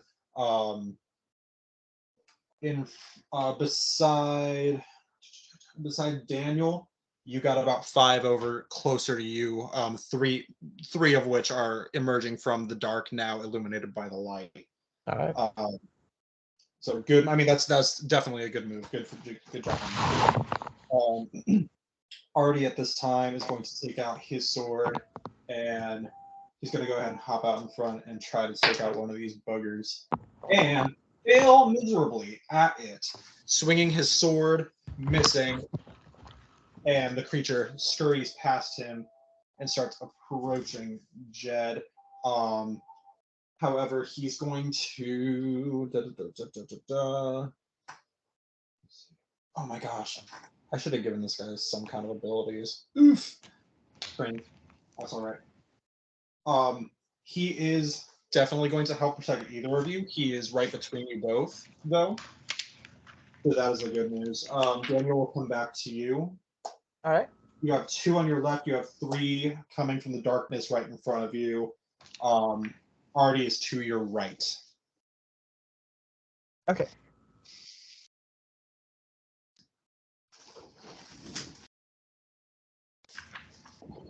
The 2 on the left, one is crawling down the wall. One is actually picking up a piece of wood off of the floor that's been sharpened to a point. It looks like it's been used multiple times, possibly on the other children, and it starts approaching you. Let me see. And I need to do better at my turn orders, so I do apologize for Let's do that, and we'll do this, and we'll do. Wow. Let's do that. And actually, you know what? We're just gonna do this. Oof. I was gonna say, Daniel, you actually did get pursued by one of them, but it missed completely. It was jumping just to scare you. It jumped behind you and All right. got back into the darkness. So you still have another one on your left, 3 in front of you. Okay. Is it my turn? Yes, it's your turn. Okay. So, sorry, I'm just trying to wrap my brain about how actions work in this. Yeah, it's fine. It's fine. Ask as many questions as you need to, man. It's all So good. can I do multiple action things? Yeah. I mean, you can do multiple actions. If you have, like, technically, you can do one attack and then 2 other actions that are not attack actions. Yeah, okay. But yeah, I was gonna say if it's like a cantrip that just happens to be attack worthy, like go for it. That's fine too. Yeah. I'm gonna use my first action to cast Bless on all 3 of us, because I can target 3 targets. Okay. What that does, you remember this, every time you do an attack roll or a saving throw, you get to also roll a d4 and add it to that. Wait. Every time you do an attack, correct? Yes, every time you do an attack or a saving throw, You get a what? add it. Just roll a d4 and add that to your roll. D4 Wow. with 1 second. Bless. Thank you. Are you a cleric? I am a paladin. Fuck! I knew that. Well, they both get blessed, so that's Yeah. awesome. Okay, no, sorry, Awesome. I'm That's just awesome. being a Good move. goofball. Thank you. All right, awesome. Okay, cool. That's good to know. Awesome. And let's see. As that happens, one of the 3 in front of you starts charging you. All right. And what's your armor class? That'll be a 17. 17. Damn, son. You feel his small little hands grab onto your chest, but you pop him off. He is fortunately lightweight. He is still a child. You know, It is a child. you throw him back, but he lands on his back, and when he lands on his back, he just and like wails like a roach on his back and crawls back up and starts pursuing you again. One more comes around, misses completely. So you are free from those. They're still in range though. If you want to do any attacks, do you want to do any Yes, attacks? I will attempt to attack one of them. Go for it. Go for it. Uh, Left or straight ahead? It's not an important question, but I'm just asking for my sake. Does a natural 15 hit? Oh yeah. Mm-hmm. Yeah, I like don't want to add everything together, but just the 15 will hit. Okay, sweet. Yeah, I'll just one of the ones that tried to attack me, I'll just swipe at it with my sword. Gotcha. You got a long sword, right? Yep. Yeah. Great sword. Yeah. Okay. Cool. And Jed, while I'm doing this, go ahead and like plan out your next action. Gotcha. If you will. That would be. All right. So that one, and I'm sorry. How much damage did you say you did? 10 damage. 10 damage. Oh wait, sorry. 12. 12 damage. Sweet. And you said you were going. Did you say you were going for the ones on the left or in front of you? The one in front. In front. As a longsword is a slashing weapon, correct? Yeah, I believe it's slashing. I mean, yes, it's slashing. Yeah, it's slashing. All right. I was about to say. You bring your sword up like a baseball bat, dude, and you just 2 of them out. Woo! You pulled a Darth Maul on them, just chopped in half, and they are on the ground. The remaining 2 in front of you and the one on your left, they definitely back up and they go into some holes in the floor and regroup. Let's see, Jed, it is your turn. Do I still have one more action? Oh shoot, I think you have. Yeah, you have a movement action, correct? Yeah. Okay, so I can. So the last action would be the movement action. Okay. Mm-hmm. So so movement still works the same. It's just Yes. Yeah. remove there the is bonus I action mean- kind of and add it replace it with it. So Okay. And if I may, I'm not trying to be a backseat driver, but the way Doug has been DMing, you can still move before and after you do all these actions. You just have to remember you have to move your certain distance. Yeah, Yeah. you could, that's regular D&D. That's fine. Yeah, no, exactly. He keeps that, but I'm just telling you, like, you can still do that. Yeah. Okay. Awesome. All right. So yeah, so you wanted to move, or were you just thinking about it? How far away are the ones that left me? The ones that left you, they crawled into some holes in the floor, and you hear them scuttering under the floor, regrouping somewhere else. So they are, at the moment, you have no one in your immediate vicinity. Next to Arty and Jed, there are 6 that you can see at the moment. All right, then I'll move closer to them, but preferably out of range if the Mhm. So they will have to move closer to me to attack me, but move closer to. No worries, no worries. Got Jed, you got between you and Arty, you have 6 collectively in front of you. That Are they at least 10 feet away? They are at least 10 feet away. They are maybe double arms width away, and the only reason that they haven't full on flooded onto you is they just saw what happened to their friends, and they're just kind of like getting close and that kind of thing. So I am going to pull, as my movement, I will grab, if you'll let me, I will grab Arty. Sorry, I'm so sorry. I'm going to grab Arty and put him behind me, and I'm going to reach out with my other hand. As I do it simultaneously, I'm going to pull him behind, and I'm going to point a finger out, and I'm going to go, I'm not sorry about this one. And I'm going to cast Thunder Wave on all of them. I love that. 1 second, and I'll tell you what to do. Let me roll to attack, because I think I have to roll to attack.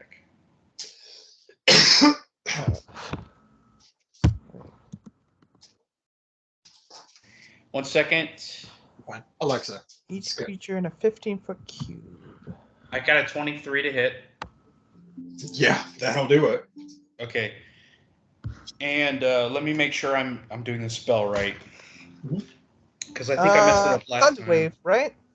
Yes. Yeah. It is not a roll to hit. It's not a roll to hit. It's just a DC save. It's a saving throw. Thank you, Ben. And Thank you it very is an much. AoE attack, so you would be hitting people next to you, hitting friendlies next to you. That's why I'm trying to hit him outwards. Wait, and so repeat that again? I'm so sorry. He said it's an AoE, but I'm trying to hit it outwards. The range is self. Okay, gotcha. It's self. No, it's self, but it's out, right? Yeah, but it's a 15-foot cube around you is how I'm reading it. So it derives from yourself and goes out 15 feet. 1 second. It's how I'm reading it. No, you're probably right. Let me double.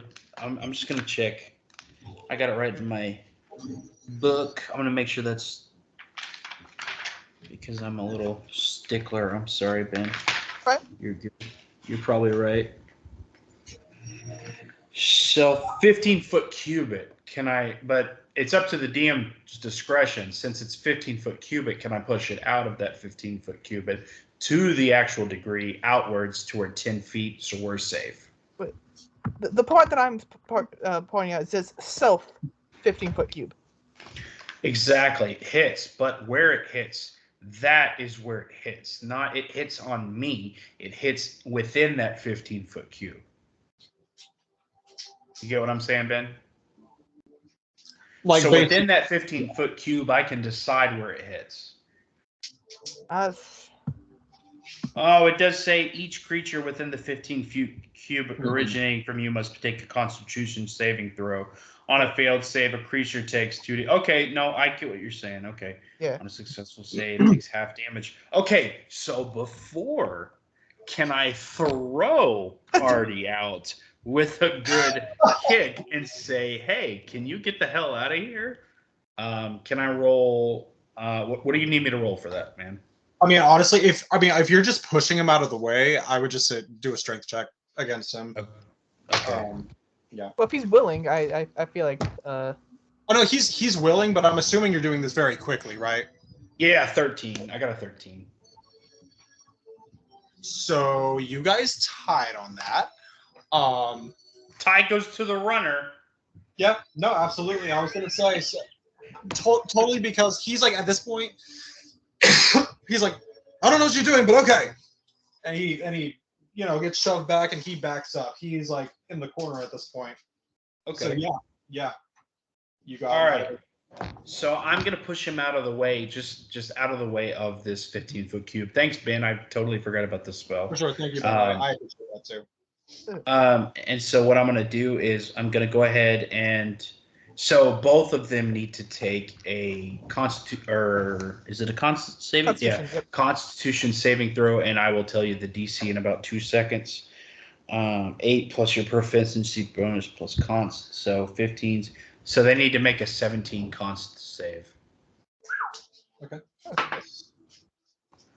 Fail. Success. I'm gonna go ahead and roll damage. Yeah, go for it. Fail. Fail. Fail. Only one rolled high enough.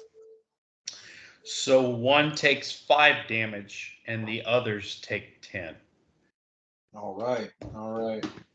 And this is how I think it would play out. I think that I would reach and grab Arty, and I would throw him, and I would say, "Trust me," and I would throw him, right? And I would throw him behind me as far as I could, and I would say, "Get back."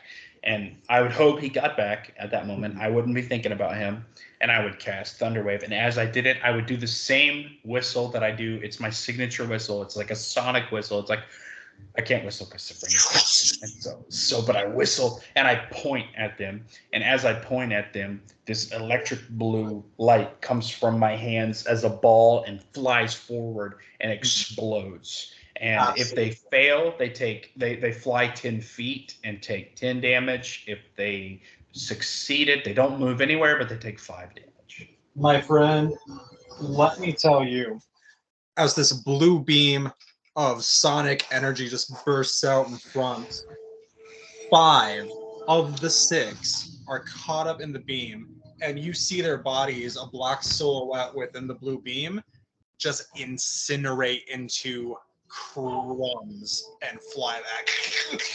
And they are gone. They are gone. One was just at the side of the beam and took a blast of it just to the side of its body, and it collapses to the floor. One arm, one leg, half a face, barely alive. But you knocked 5 of those things off the map, my dude.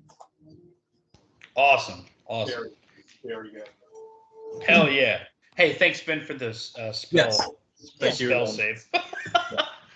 Yeah, absolutely. At this time, Arty goes, "You could have done that for the door."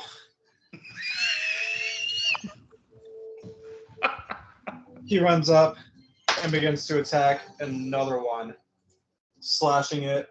Remember the D4.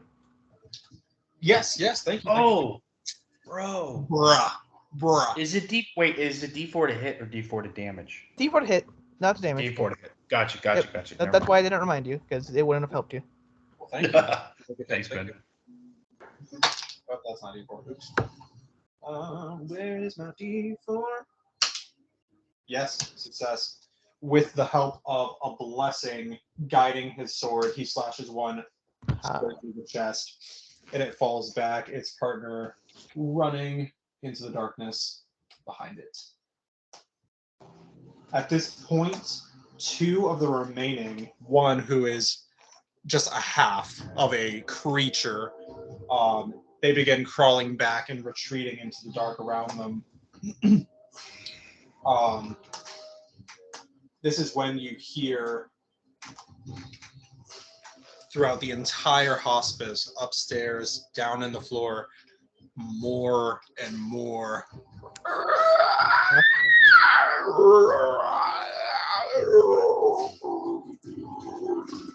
And you watch as hands start reaching up through the boards in the ground and lifting it. More heads, more children climbing out like zombies out of a grave. In the walls, holes in the walls, creatures are coming out, pouring into the room. Doors are opening. You are outnumbered significantly. The room is filled with these children, and they are coming quickly at you. Oh my gosh. At this time, okay, let me see. It was just Arty's turn. Daniel. All right. Let's see what you got. There is standing room only in this area as this army of creatures emerge from the darkness and start coming towards all of you, hissing, growling, and the scraping of their skins just echoing like a field of cicadas just chirping, but it's just their skin rubbing against it. The three of us are cornered in this building, surrounded. Okay. So. All right.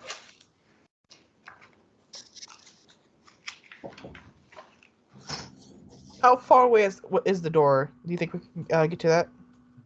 Or At the moment, you are cut off. cut off? All right. Cut off.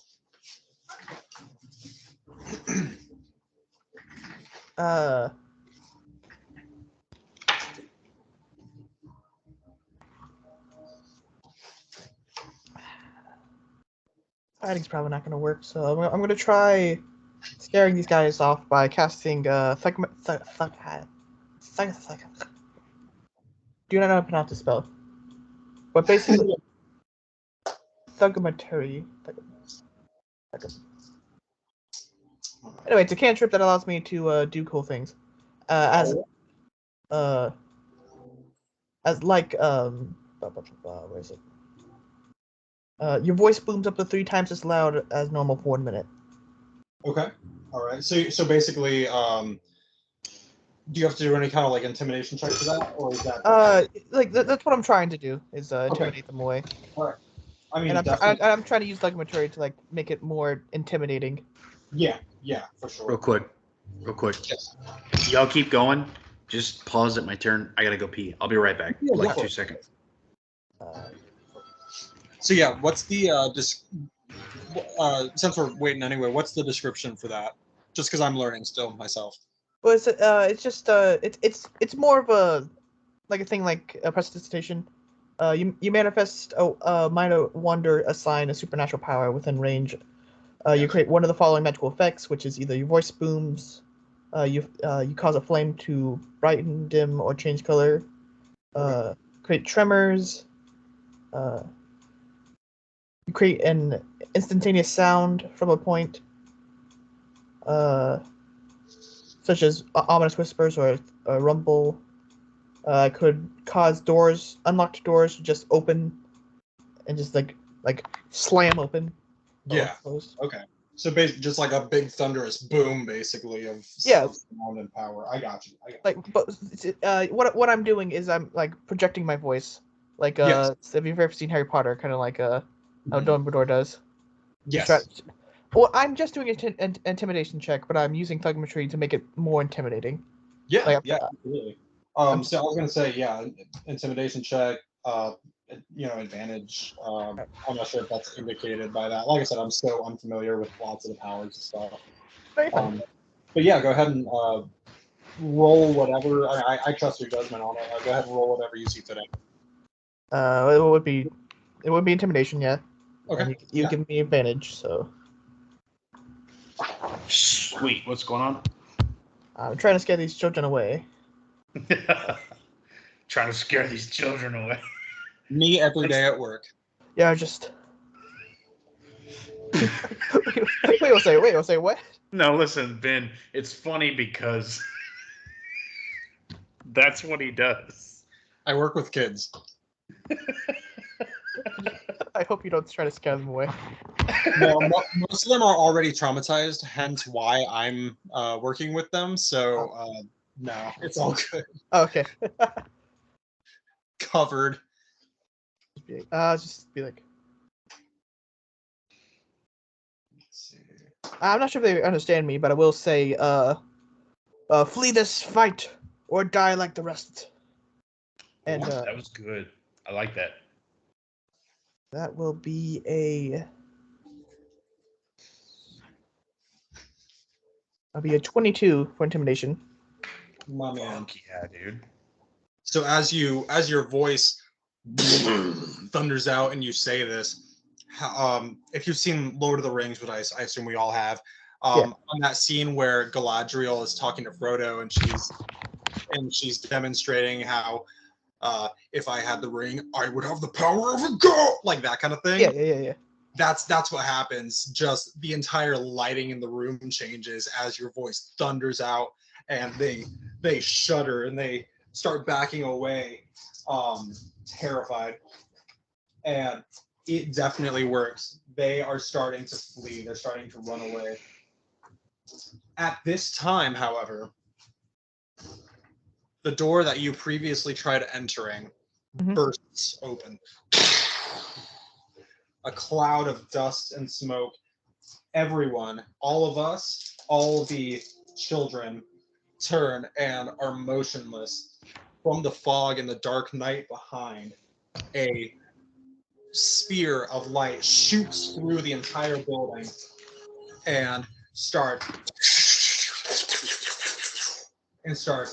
just popping these creatures, killing them one by one so fast. It's like Thor's hammer just flying around and slaughtering them. A series. Go ahead and actually, real quick. Let me do this. Okay. Real quick, you guys do a dexterity saving check for me. Remember Dex save. remember D4.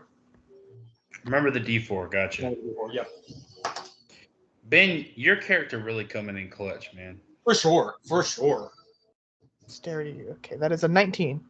I think. 1 sec. You're fine.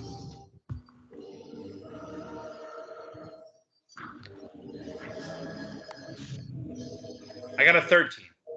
13. As these creatures are exploding, they're running for their lives. They're trying to crawl into these holes, and they're just not getting away in time. This flying thing is zooming through, and in a instant, in the blink of an eye, the same thing that's flying around killing these things just whips by all three of our feet, and suddenly everything is upside down, and we're all hanging upside down, bound by some kind of a wire or a rope, and we're hanging there, and we're super dazed, as you can imagine. The creatures fleeing, and then in a matter of moments, the whole building has gone silent. The creatures, you can hear them, they're outside, they're fleeing out into the wilderness. The very few that survived, the rest of them lay in piles of crumbles and ash and bone and gore on the floor. At this time, from the smoke, you see the orb, whatever it was, go and fly back to its source through the door. And as the dust clears and calms down, a small cloaked figure walks into the room, its head covered, it's kind of hunched over. And you can see what looks like scaled hands from inside the cloak, but that's really all you can make out. And you hear a old voice. Well, this is hardly what I expected. Brave as you were, all of us need help from good people. Yes. And it scoots along and walks right up to each of you. And its face is still in darkness because of its hood. How many of you injured? I don't believe so. Okay. Okay. Are we still upside down? Excuse me? Oh, you said we were upside down, right? Yes, you're hanging upside down right now. All of us are. I don't believe so. kind stranger, perhaps could you give us a hand with this fire, though? And I'll chime in real quick. I'm so sorry. I'll chime in as he says that. I'll say, yes, upside down, blood head, not good. And he walks up closest to Arty and looks at him, and still no face to be seen from under the cloak. And he looks at Arty. He goes, I can see you were sent as well. Thank you. and then he turns to Jed and Well, what a situation we found ourselves in. and the orb in his hand just flies up, and the lines are cut, and everyone falls to the ground, and they're Right. free. As everyone looks up, yes, go ahead. Real quick, I'm so sorry. This orb that he has, is it any similar to the orb I have in my possession? Do a perception check for me, my friend. Okay. Or... oh yeah, you received an orb for the scientist, right?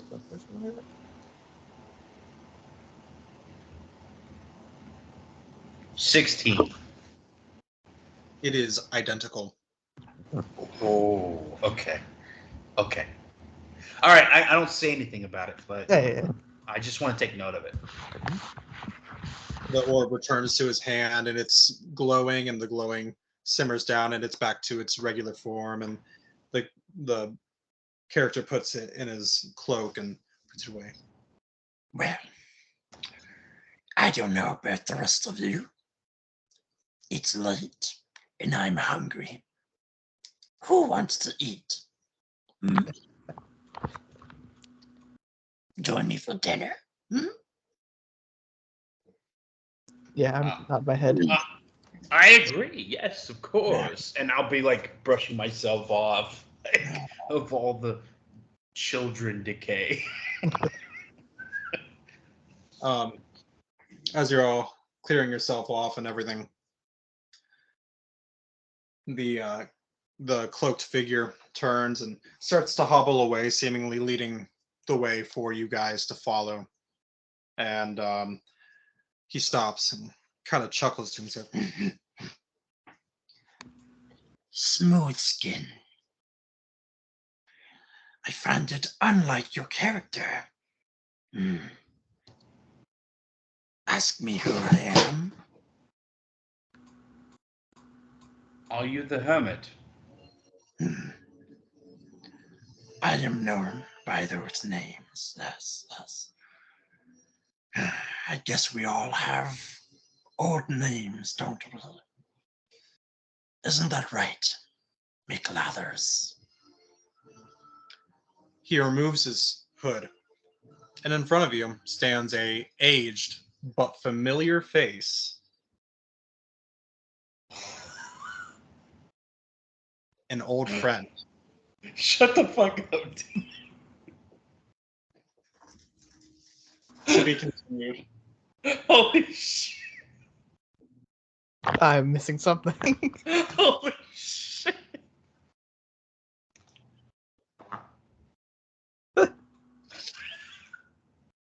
Dude, Matthew, do you care to explain? holy fucking shit.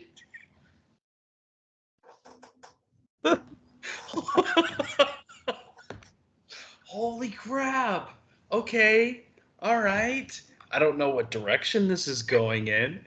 Ben, the explanation is in the first campaign we ever played together, my character was a dwarf, barbarian, and his name was McLathers, one of the NPCs, I guess you would call them. Along the way, I forgot his name, but he was that exact persona, and he knew my character very well because we found him and he helped us along our way. So especially through the sewers, I think it was, Doug. Yeah. So can I go ahead and ask Doug, would my character remember any of that, or is this just a meta thing that I know? It's, Obviously, I'm guessing my character wouldn't know because my character is his own person. So obviously he wouldn't know. your character does not know. Gotcha. Okay. All right. That's simple enough. Awesome. But with that, we will go ahead and end for tonight. Ben, I know there was a lot of weirdness, That's fine. but I do hope you enjoyed it enough to join us in the future. Oh. I genuinely really loved having you. I love how knowledgeable you are about the mechanics of the game. That makes it better for everyone, easier for me, and you played brilliantly, and I really appreciate you being here, man. Like in a different group, not the one I play on. I play in a lot of D&D groups. I have another online group and a real life group. On the other online group, I tend to be known as the rules lawyer, which I don't. I try to do, but sometimes I'm just like, that's not how that works. I got you, man. And honestly, like at the end of the day, for me, I just want everyone to have a good time and make a good story. And with that being said, though, having a construct of consistent rules absolutely helps. And I do not mind help at all. As you can tell, like I referenced you, I referenced Matthew several times. By all means, if there's something that doesn't line up with, a way you want to play the game, or like something that for a fact is in the rules that actually does matter to accomplish things, by all means, speak up. I'm not going to be offended. It's not going to throw off my story at all. It is this game is for you guys. Yeah. So as long as you guys are having a good time and everything, that is all that matters to me. So yeah, don't worry about it, man. I will have to get used to how you do actions because it's just slightly different. But yeah. But that's fine. it's fine. I just got to get used to it. For sure. Yes. For sure. And it is, and And I mean, this is the first session I've done in a hot minute. And like even back when I used to do campaigns, I was doing them, homebrew style. But man, but it was still fun. It was still a great time. Well, I appreciate that. But 2 weeks, we can fester on a few things, ask some questions, and hopefully I will have you both back. Matthew, you all right?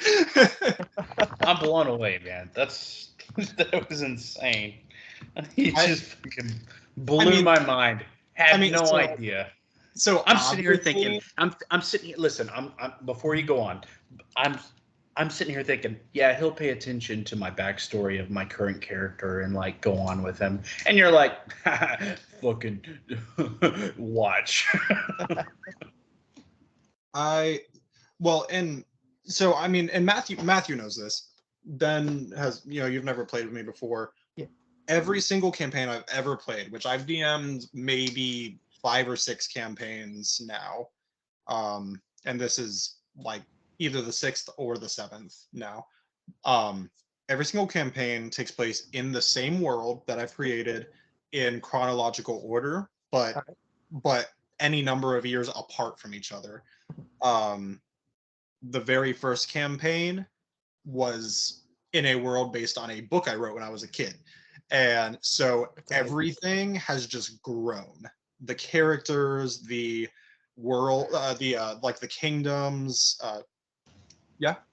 Plus, listen, Ben, he's kept every single character he's ever had and everything he's brought reference to. I think the most fun I think I've had now that I can say is that the fact that he brought an old character from the first time I'd ever played. And the fact that he remembered, even though I don't think I really brought up McLather's names too much. I think I brought it up one time and Doug's like, yeah, I got you, man. I'll bring it into the story. I'll tie it in. But you've always tied stuff in, Doug. You've always done stuff. And as much as like Yeah, there's like I can be a rule lawyer, and so can Ben. I completely understand you, Ben. I've been a rule lawyer like the whole time. Doug has been a DM. But the greatest thing I think is the fact that um, we're all having a good time, and Yeah. that the fact that within this campaign, I think it's the first time where I've been like, yeah, I want to see what happens next. Let's go forward, dude. What happens next? I'm so excited, Doug, to see what you have in store for us next. Even if you said you threw this together, I had the greatest time ever, man. That was so Yeah, much I fun. mean, you say you threw it together, but like putting like just 30 minutes before we started. just throwing it out here, like Critical Role on like the highest point. You are the closest DM I've ever seen to like Matt Mercer's DMing. Yeah. Oh my god. I mean, just the way you do things and you make creature noises and describing the area. Oh It's my fun. gosh, Ben. Well, dude, I That was makes me cry over here. I was Thank you. actually scared. Yeah, To it kinda creeped go me into out this when all place. these creatures started doing things. I was like, it's crawling on my back, weird. Exactly. That is super encouraging, you guys. I appreciate that. And the thing is, I wish I could be the type of person that's like, okay, end of session. All right, later, guys. We'll talk about it, and then like never discuss it. But I live for feedback Yeah. because I want to make it better. Because Yeah. I'm, as I've stated, I'm not a fantastic DM, but I love telling stories. I have always been a storyteller since I was a kid. If I can tell a good story, the way I see it is because I've played a few campaigns where other people have DM'd. I've mostly been the DM, mostly because I'm just picky and I like writing my own stories. Yeah. But the way I've always seen it after playing is if I have to sit through a 2-hour session of one or the other, and I have to choose between a consistent game with a dry story or a fantastic story with so-so mechanics, I'd pick a story because at the very least it's entertaining. That's just me and that's how I do things. But seriously, I really appreciate the feedback because that gives me so much confidence and is 100% for you guys. Because when I see, obviously I can't see you, Ben, but when I'm over here and I see Matthew like cringing or like freaking out or whatever, like that makes me so happy. It's like, yes, I'm doing it. I'm giving them an experience, and that's all I want. That's all. Well, I you've want. created something that we can actually like throw ourselves into. Like a lot of DMs, the problem is that they throw themselves, they tell a story, right? And then the story is kind of bland, or it's just to the point where you can't throw yourself into the story. There's no personality, there's nothing. For you to just we're walking down the road on the way to this place. You could have just been like, you get there, this is what happens. We could have like been done, let's say at 11 o'clock, okay? But instead, you were like, hey, let's stop at this lady's house. She's concerned. Why are you heading this way? That's the way to this. And you create this emotional, damaging I have area. to say, like the way, like when I realized, like when she said, "Oh, my child is 100 years old," I'm like, "This dude's been pregnant for 100 years." Exactly. It creates so much more depth to the story than just, oh, you go to the next place. Oh, you fight this. And I will say that I have been, what's the word? Guilty of doing that. All right, in the past, where I've been like, oh, just go here and you do this and you do that. And I have grown over time as a DM. But I think that Doug, as much as you're like, oh, I don't know this or oh, I know that you accepting criticism or you accepting, hey, this is actually the rule and being like cool about it is totally different. And the fact that I wanted you to be this DM is because I knew you could write a story and I knew how much I would love it. And I wanted to play for once. And I wanted you to create the story. And I knew that you would love it. And I knew I would love it. I knew your friends would love it.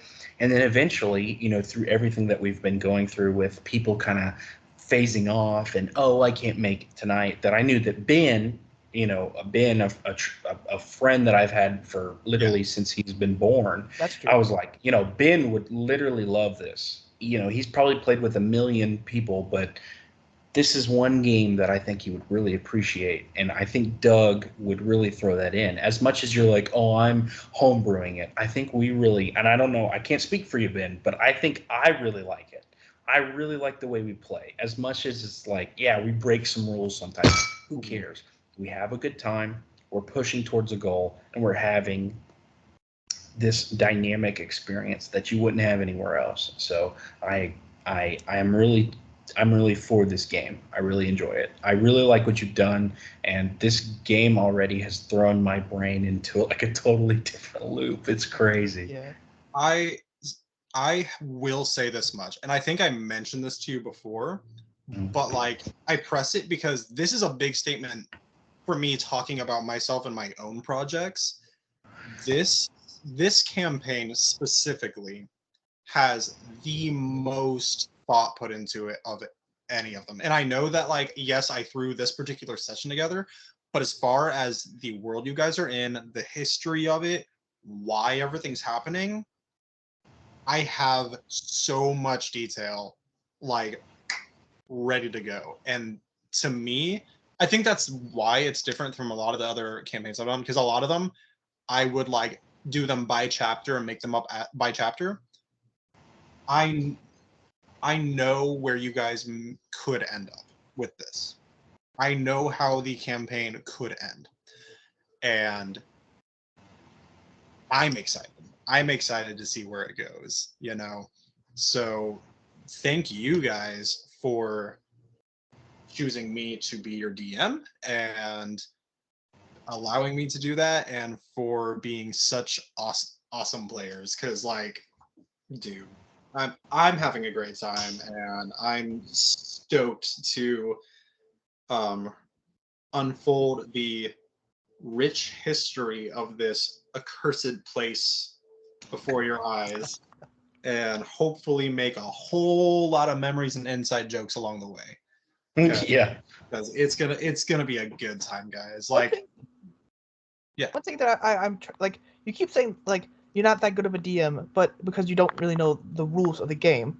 But I don't think that's what makes a good DM, because sorry to wrap back around to Critical Role, but like Matt Mercer, he's known as the great DM for his storytelling, the way he sucks not only his players but the viewers of the story in building this giant world and that anyone can enjoy, and just Yeah. like, and you've done this. You've actively succeeded in doing this.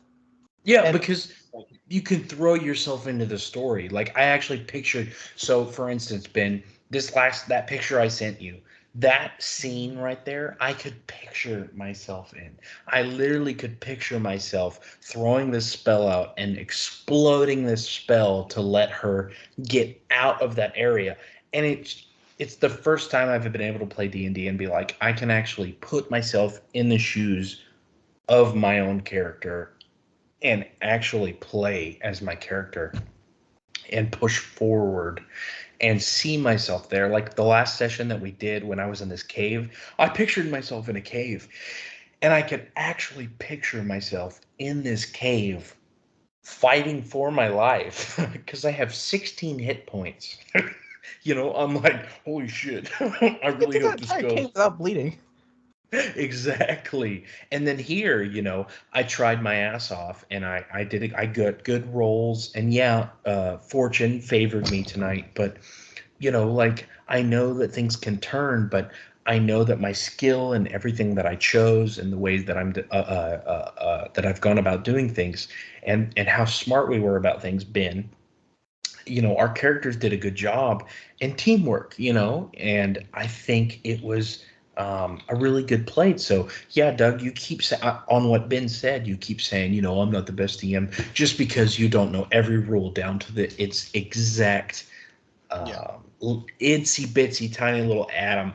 You know, it doesn't matter, because the point is sometimes we know the rules. Sometimes we're like, oh hey, so my spell does this and this and this, and this is how it goes. But you know, the fact that we're able to go, hey, can I get a free bonus action to be able to do this? You're like, yeah. You know, a lot of DMs will be like, no, F you can't do that, you're stupid, you don't know what you're talking about, that's not allowed in the game, and you're dead. And that's not fun. dying is a part of D&D. Okay, Yes. your character will one day die, but your whole point as a DM is not to kill us, and that's not what you're trying to do. You're trying to challenge us. I felt challenged in the cave by myself multiple You were. times. You were definitely challenged. And I think that we were challenged tonight. Ben, could you say that we were not challenged? I think that we chose the right position to get out of the situation we were in, Yeah. and things happened to get us out of it. I think that you are a good DM, and you should never look at yourself and go, "Oh man, I'm not the best." No, you're great. You told a great story. Yeah, I agree with it. I really like the way you're going with this. Obviously, I'm going to be a little biased because you brought McLathers into it, but you know what I mean? Like, I'm having a good time. And for the first time, other than like other games I've played with other people online or in person, I really appreciate the game. It's fun. And Ben, I would appreciate, and I know you will. I almost 100% know you will. I know you'll come back for the next Yeah, week. like if I don't, there's probably like either a mental or physical problem going on with me. Yeah. Like that's the only reason. Exactly. So sick or something else, and we've had to cancel. Oh, Doug, you were saying it's been 6 weeks, and that's just because we had to cancel a week, by the way, That's because you weren't feeling good, and that's literally the only reason we missed, is because that. good So observation. Yeah. I remember that. I'm gonna guess that it's like jobs and stuff. Like why it's every 2 weeks. Pretty much. My current job, it really like there is a lot of free time that I have access to. I'm really new to learning how to manage that free time, unfortunately. So that is largely on me. But I'm getting better at it. And then like which it seems like it wouldn't work this way, but every campaign I've ever done has always been in person. This is my first time ever doing a completely digital campaign just on video chat. You've done a great job. So thank you. Like thank you so much.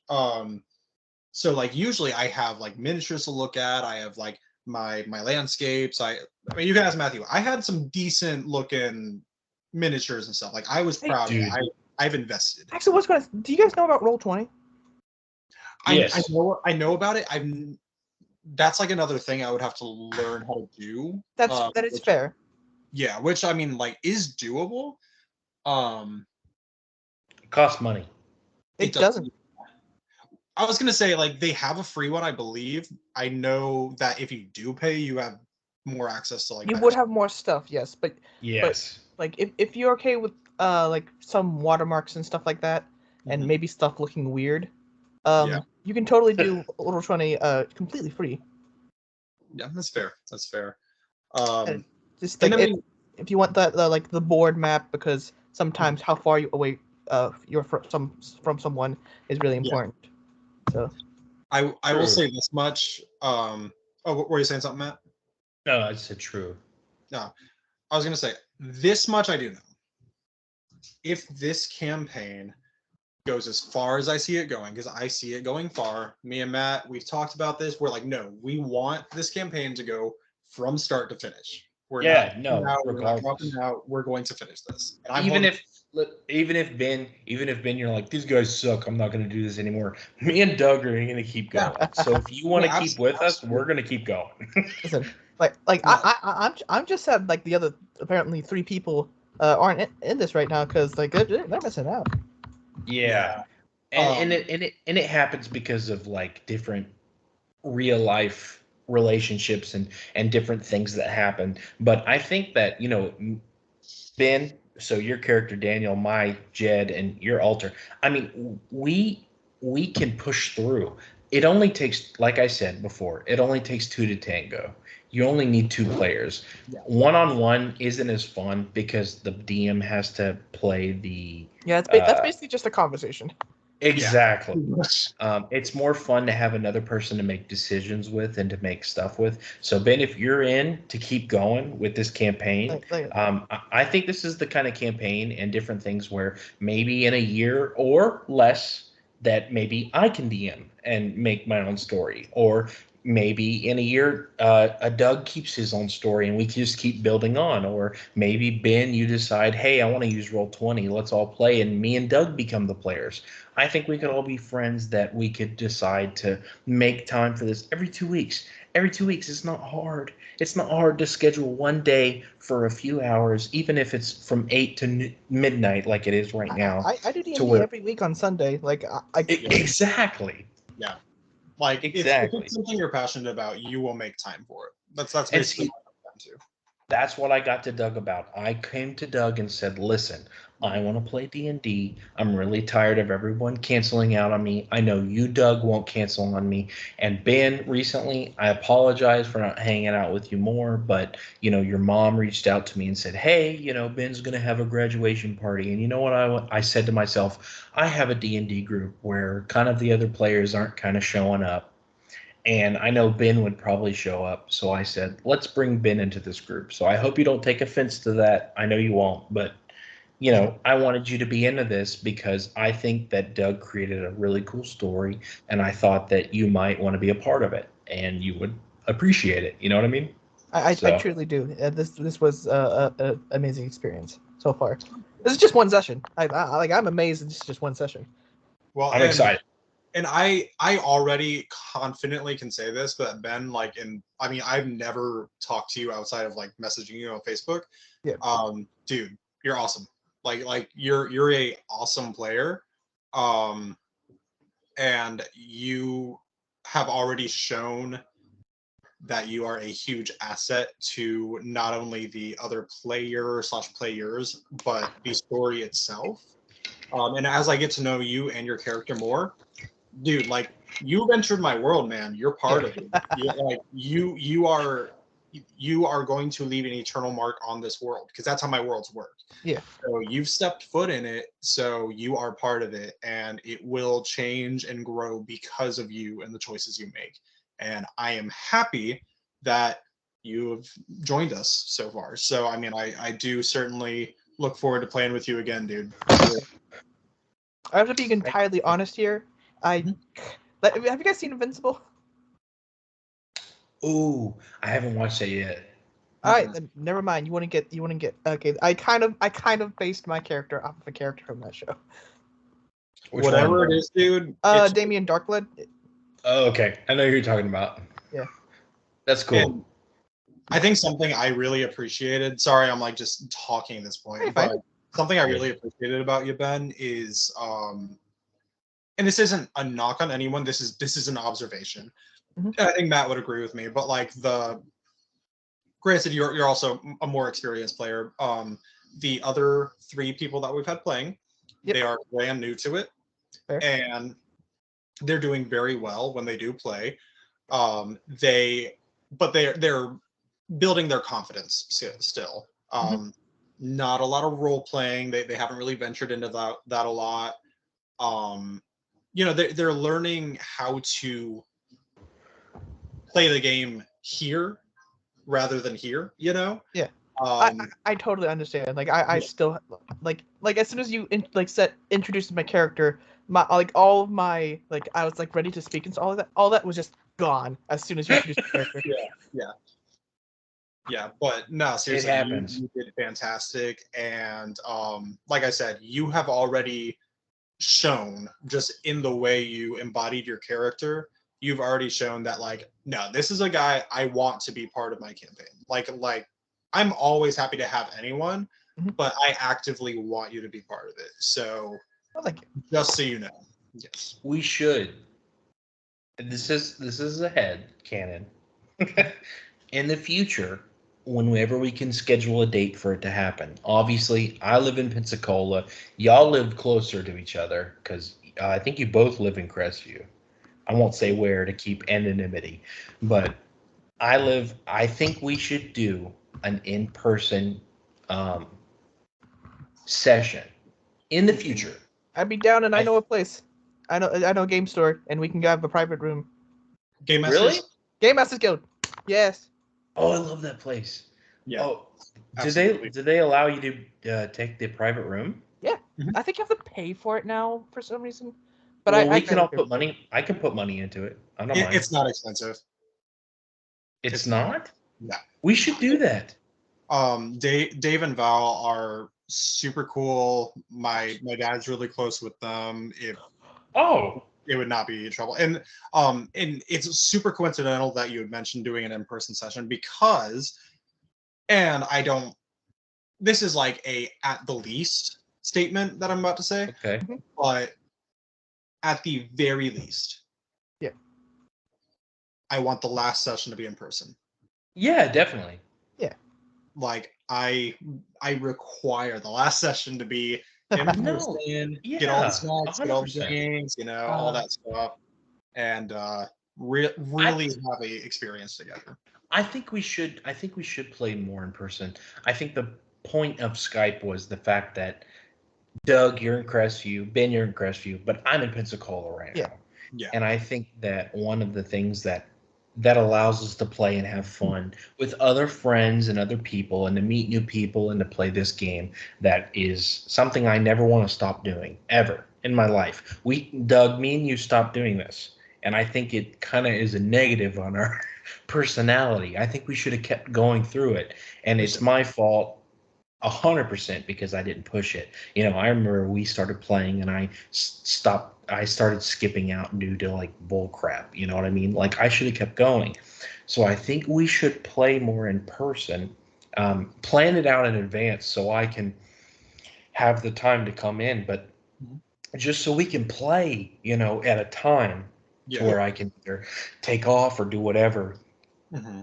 And we can be there in physical person and be like, Ben, Doug, Yeah. X, Y, Z, and we can play this game, right? And we can have everything in front of us and go. I think it's awesome to do on Skype. I'm having a great time. I think that I am willing, Doug, to have whatever way I can to help you with Roll20. Ben, you can help. If you do want to try and do Roll20, I do know how it works, so I can help you with that. Well, there you go. See, you know more than I do. I know a little bit, but I don't know a whole lot. I'm willing to push forward and get a lot of stuff rolling.